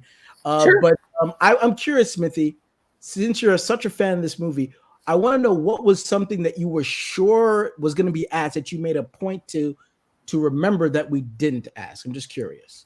Well, like I said, there is a moment where they talk about the street corner, Pearl and Phillips, which is the street corner where his parents were murdered. And I just thought, oh, well, that's obviously going to be in there. So I definitely studied that little factoid. I don't know. I can't really think. My notes here. Oh, yeah, it's the big what when they talks about what kind of showdown it's going to be. It's going to be the Big Dukaroo. That was another one. And what's the name of the movie they're watching? What's the name of the movie, Sean? That I don't know. Footlight Frenzy. Well, that was on the marquee. Well, that was on the marquee, so I assumed they were watching that. Maybe they were. I assumed that too, but that could be left for interpretation, so I didn't really go down that route. But two questions. Where does Batman 89 rank for you in terms of all the Batman movies so far? All right. I saw it when I was young enough that those kind of movies make an impression. It is my number one Batman. I think that Batman Begins and The Dark Knight are my other combo that I love. I think both of those movies are fantastic. The Dark Knight is kind of special because it's about America post 9/11, and you can ask me and we'll discuss all the details. So that movie becomes like a higher than a Batman, as like an American film about America. So it's both a Batman film and like a top 50 of all time movie, I think. That's fair. And then last question, if you want to do one of these single movie matches again, what's another one that you're kind of eyeing on? Like, if I could do one, this would be it. Oh, maybe The Lost Boys. I'm a big fan of that movie, and I've seen it a lot. And it was filmed in the town I lived in at the time, so it was a big thing for all me and my friends that go see that vampire movie that was filmed in our town. It's pretty cool. Yeah, it's a cult classic from the 80s. So you heard it, Outlaw Nation. Anybody in the Outlaw Nation that wants to challenge the director, Alan Smithee, to a Lost Boy match, let him know or let the commissioner know, and we'll try to make that happen. So again, congratulations, the director on the victory today. It was a back and forth there, a lot of drama there, especially in the third round. There was some. So you had the lead, then you lost the lead, then was tied up. Then you got that 5-pointer, and the only 5-pointer anybody got was that Johnny Gomes one. I thought that was a good question, so I put it in there. So congratulations again, and we'll see you in the next Outlaw Nation. And thank everyone, and thank Mike. Yeah, thank you, Mike Shea. Which, speaking of Mike Shea, we'll bring him in right now. Thank you, the director, Alan Smithee. Yeah. You're dead to me, Sean. No, I'm kidding. Seriously, like, man, I thought I was a tough question writer. You suck. Do I know? Do I? Again, Boggs is right. If you've watched a lot of the matches that I've written questions for, there's a method to my badness. If it's on the screen, it's up for play, especially in that fifth round. If it's numbers, you gotta pay attention to those things. Sorry, Mike. I'm not competing in any match that has that's about a movie that has license plates in it. Just straight like horse and carriage movies from now on, sword and sandal movies, Blade Runner, because I don't think there's any license plates in Blade Runner. But how you feeling now? I'm bummed. Obviously, I brought it back so strongly in round 4, and There was stuff I studied that did not get asked about that I was so sure was going to come up, and but I think I did well. Just he did better, and that's just kind of how it goes sometimes. With that being said, yeah, I needed that. I'm feeling good ultimately. Well, curious to you, I asked Smith this. I'll ask you this: what was one thing that you made sure you studied that you thought was going to be asked but wasn't? Like you're like, oh, I'm pretty sure this was going to be asked, but so I want to make sure I remember it. One of the ones I was so sure was going to come up was when Batman's coming at Joker at the parade, how many explosions go off behind Joker? It's 2. So I thought that was going to come up.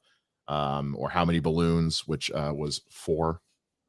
Yeah, that was kind of hard to count. So Yeah. I was thinking that, but there's like it's kind of hard. It might be 4. It's kind of hard to tell. So I was like, because I didn't want a lot of discrepancy, I was like, let me just move on to something else. But that would have been interesting with the explosions ones, or how many circles are on Jack would have been another good one. So or what kind of flower he had?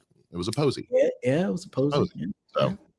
So I asked Smithy, where does Batman 89 rank for you in terms of the Batman pantheon of films? Well, according to my Letterboxd list, it is currently ranked number 7, above the Batman the movie starring Adam West, Batman Return of the Joker, and Batman Return of the Cape Crusader, which was the animated 60s version that was just hilarious, where they brought back Adam West and Burt Ward. Yeah, those are a product of their times, even though they were made recently, product of their time. So where does this leave you now, Mike? Obviously, you're our one of our champions in our league. If you had to do another single movie match, the Smithy said the Lost Boys. What movie are you kind of looking towards next? I know I have a Blade Runner one coming up, I believe, against Justin at some point. And I don't know. I'm trying to think of movies like I've seen a billion times, like V for Vendetta would be one. The Green Mile, if anybody wants to take, I watch that movie probably at least once a month. I mean, so anything like that. I like to say, I've taken all comers. I don't go looking for a fight. I let the fights come to me. Well, I mean, would you consider doing another Batman movie? Oh, absolutely. Do you want to finally do Mask of the Phantasm, Sean? I don't know. I write questions. I don't play. I'll write the questions for that. Yes. I don't know. I write questions. I don't necessarily want to play. Well, but if anybody else wants to do Mike with that, I'm not ducking Soul. I rather prefer the right questions. They're funner for me. But if anybody else wants to play Mike, I would happily with Rocha write questions for that match 100%, because that's one of my favorite Batman movies of all time. It absolutely is. It's in my top 3. Honestly, Sean, you are an amazing question writer. And as we come to the end of the show here, just because it's the two of us, I just want to say thank you specifically for everything that you've done with the Ultimate Schmodown after show. There was a period there where I was kind of hands off for a while because of personal things going on, and you really took the reins and led things for a good long time. You were part of this reason we got Soul on the show. So just thank you for everything you've done for this show, with this being our last day. And I'm so glad we got to work together on this. And I'll echo that for you. Thank you, Mike, for kind of letting me do that. And also just for along the way, you gave me a lot of good advice on how to handle things. And you were always there for a kind word or some advice. And I thank you for letting me, because like Rocha said, he put you in charge, and I just happened to be there as a consultant. I remember at the beginning of it, and I just slowly got more involved as things went along. So I just thank you for letting me be part of this show, and obviously again for Rocha as well. But good times. I have no regrets about anything that we did on the show together. It's been a great ride. You were a fantastic assistant to the regional manager. I'll take that. And thank you to everybody for watching and being amazing fans. So let's wrap this sucker up. Yeah, let's bring everybody else back in. Let's bring in Boggs and Soul, and obviously. Sorry, I was getting emotional, guys. Sorry. No, sorry. Wow. So on the last one, Boggs, really. I can't rub my eye. I have makeup on. That's fair. Let me bow out and say one word, because I think you guys should end the show without me. Thank you all so much for creating a fantastic show here. Thank you to Jake Iacovetta for the graphics. in terms of the overlays. Thank you to Brian Ward for creating the overall look and style of the show, which we appreciate. And of course, TUSA coming in with the graphics now that you see here for the Outlaw Nation League. Fantastic graphics. I'm an incredible designer. You guys have seen all the new logos that are popping up on the Outlaw Nation. Those are all by TUSA, who worked really hard and dealt with me, who I'm not easy to deal with when it comes to graphic stuff, in getting the look correct. But I think in the end, we landed where we needed to land. And this is another example of it for sure. Thank you all so much for all the work you did to make this show succeed, to make this show something that people do come and watch every week. Appointment viewing, the numbers have stayed consistently the same every week for a majority of the last few months. And it's because people come and enjoy you all's points of views and analysis on the matches and on the storylines and the outside stuff as well. And I'm very proud of the show we did a few weeks ago, where we addressed what was going on in the Schmoedown community in a professional, respectful, and honest manner. And I was very proud to see you all being willing to do that when other shows were afraid to do that, or were maybe intimidated not to do that. We stood out and walked defiantly forward to talk about those issues. And I have such pride in that, because that's what the Outlaw Nation represents, not just being raw and real, but being unfiltered and telling our truths. And I appreciate that madly. And you guys have done that every week. So it's been my honor to executive produce this from afar, like Steven Spielberg with those Transformers movies, but be there for you when you need it to help in any way possible. You guys deserve almost all the credit for this. So thank you very much for doing it. And I wish all of you the best of luck going forward. And we will be working together down the road on other things for sure. And I'm sure you all have your separate announcements to make here as you wrap up the show. So I'm going to get on out of here. Thanks for having me. Thanks for being a part of this. And I love you all madly, and love everybody who watches every week as well. The Outlaw is retired and he's never coming back. But this was a nice way to have a little bit of a connection back to the league. And you guys talking about it every week was a nice way to still kind of be involved in the mix in some way. So thank you all. And I'm sad it's going, but if it's time for you all, I totally respect and understand that. So much love to you guys, and I'll talk to you all very, very soon. Take care. Thanks, guys. Thanks so much, Rocha. Thank you.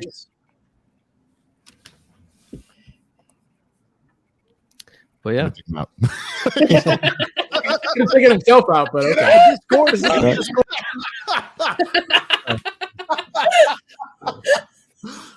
Only on Yeah. this show. good match. First of all, Mike. Yeah, good match. Thanks for that. It was a good match. I also just real quick, my final words is I just also want to thank TUSA specifically for making not only the graphics, but that new intro that we started using this year. Me and him worked back and forth about what that was, and I just gave him like, I want something like Superman the movie, and I just let him go, and he pretty much came up with that. And I said, what names, and he pretty much got it right off the gate. So shout out to him, great work, and he's doing a great work for John doing the other works. And one more thing, as much as our show was not getting a lot of credit from the Schmoedown community, not from the competitors, but the fans, I just want to make sure that I make this point, is that our viewership was the highest among all the after shows except for the Rundown, and sometimes we topped even them. So even though we didn't get a lot of shout out from Christian, he mentioned us once or twice, but our viewership was pretty much the best besides the Rundown, and sometimes we passed them. So I just want to make sure I give a special shout out to everybody in the Outlaw Nation for supporting us from the moment we started to this show. We couldn't have gotten to this point without you. And John mentioned that special episode. That was our highest viewed episode. And I'm super proud about that, because John is right. The Schmoedown is talking about that. Some of the after shows didn't talk about that, but we did. And I want to just say kudos for Mike, for Saul, and for John for doing that episode. I'm super, super proud of that. So that's my last words on the subject. Soul and Boggs, Sean and I had a moment there at the end of the match. So I want to give it to you guys if you to say anything else you'd like to say. Brian Brawler stole the show. Right. I mean, Yeah, you know. did. All right, no reason to continue. We're done. That's it. Right. All right, cool. Yeah, no, I'll just sign off with shout out to John Barr. I see him in the chat there, and Colin as well. You know, I started with them, and and like where we've, the whole journey and the ups and the downs and everything. So yeah, I mean, I pretty much never done a podcast before that first episode. So yeah, we've come a long way, and I've enjoyed it massively. And these wonderful patrons that come in, or people on the Outlaw Nation just who subscribe and stuff that come in and support the show. And yeah, moving forward, we're not going to be doing Shimano After Show anymore, but we are going to be working together moving forward, creating content and stuff, which I think Mike's going to talk about in a second. But yeah, it's been a pleasure. I got a shout out Rocha. I mean, who else is doing anything like this with a random guy from England who watches a Shimano on his own? I've never had a conversation with anybody, a two-way conversation with anybody about the Shimano until I started doing this after show. So I'm forever thankful and grateful. And yeah, thanks for having me. And yeah, catch us on other content, which we're going to talk about in a second. But yeah, it's been a pleasure, everyone. And I said this before, but thank you guys for allowing me to be part of your show and joining your basically club here, because I can't speak for everyone else, but like you guys have become like truly lifelong friends for me. So I love each and every one of you, and John Barr and Colin. Like, you guys, so much love. Thank you for letting me be a part of this, and also thank you for dressing nice. Like today, I was just like, hey, we should dress nice today. And you guys did it. Wonderful group of men here. I'm so glad to be a part about this. And as Aaron Custer says, sexy Boggs, that's correct in the chat. I better watch out, Boggs, because Aaron's after you. He's been talking about... He's a dangerous man. He's a dangerous man. I'm aware of this. In a restraining order. But Mike, yeah, I think throw it to you. Maybe final words, and we've got some things that we're working on in the future as well. Yeah, I just want, again, I've said it a lot today, and I want to say it again and again. Like, I can't tell you how proud I am of this show and all the work that went into it when Rocha was going off on his own and really cracking down and putting a lot of work into his own channel. And especially when the pandemic started and he said, like, these streaming shows, we got to get our own. We really I want to get certain kinds of voices that aren't being represented. And he came to me and he said, put this thing together. And it was a big undertaking. And I was really nervous about whether or not it was something that I'd be able to make happen. I've been producing and stuff for a number of years, but this was a big undertaking. And I got so lucky that I came across just the best team I ever could have asked for. The early, Boggs and John and Colin in the beginning, then when Sean came on, and then Saul and after Colin left, and then John took over and held the reins real strong. And then when John left at the beginning of the year and Boggs took it on, and having to come and go myself and seeing how the viewership has stayed so consistent and so strong, and the outpouring of support that we have received from John's fan base, and I have made some amazing friends in making this show, and I could not be more proud of everything that it's turned into. We are not done working together. We're just done with this show. That's all it comes down to. That's why I am happy to announce that the next thing you can catch us working on is a little something by the name of Off the Wall. Movies, TVs, streaming reviews, and reactions that will be starting up very, very, very, very, very soon. That will be us talking about the things that brought us together for the Schmodown and John Rocha to begin with. That's movies, TV, streaming, all that stuff. So be on the lookout for all that stuff coming up real soon here. Like the talks are happening, and we're going to be getting into that. And it's something we've been talking about doing for a while anyway. And the timing was just right. We saw it as a point of, what, this is not particularly religious or anything, but like this felt like a sign. And so we got the first 10 weeks, and it also seems fitting that the final Schmodown episode that we talk about was probably the best one they've had so far this season. And I mean that as sincerely as possible. It was an amazing Friday Night Titans. And I'm rambling at this point. So just one last time, thank you to everyone who's been on the show, who's helped, Tushka and Brian and everybody who helped us put everything together, to Rocha, to Sean, to Saul, to Boggs, to Colin, to John, to everybody. Thank you all so much. And I could not be more proud of what we've done here. Yeah, so we'll sign off, guys. Anyone want to plug anything? I'll just plug, it's been a pleasure. we'll catch you off the wall.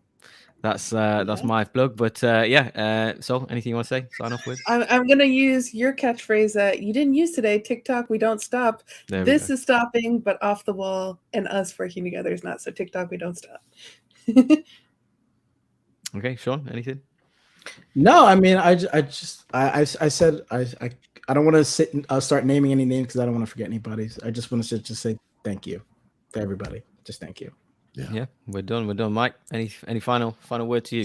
Let's see if I can manage to do this outro video thing right on the last episode, because I ain't done it right once this season. You can do it. Thank you guys from the bottom of our hearts, and we will see you guys soon.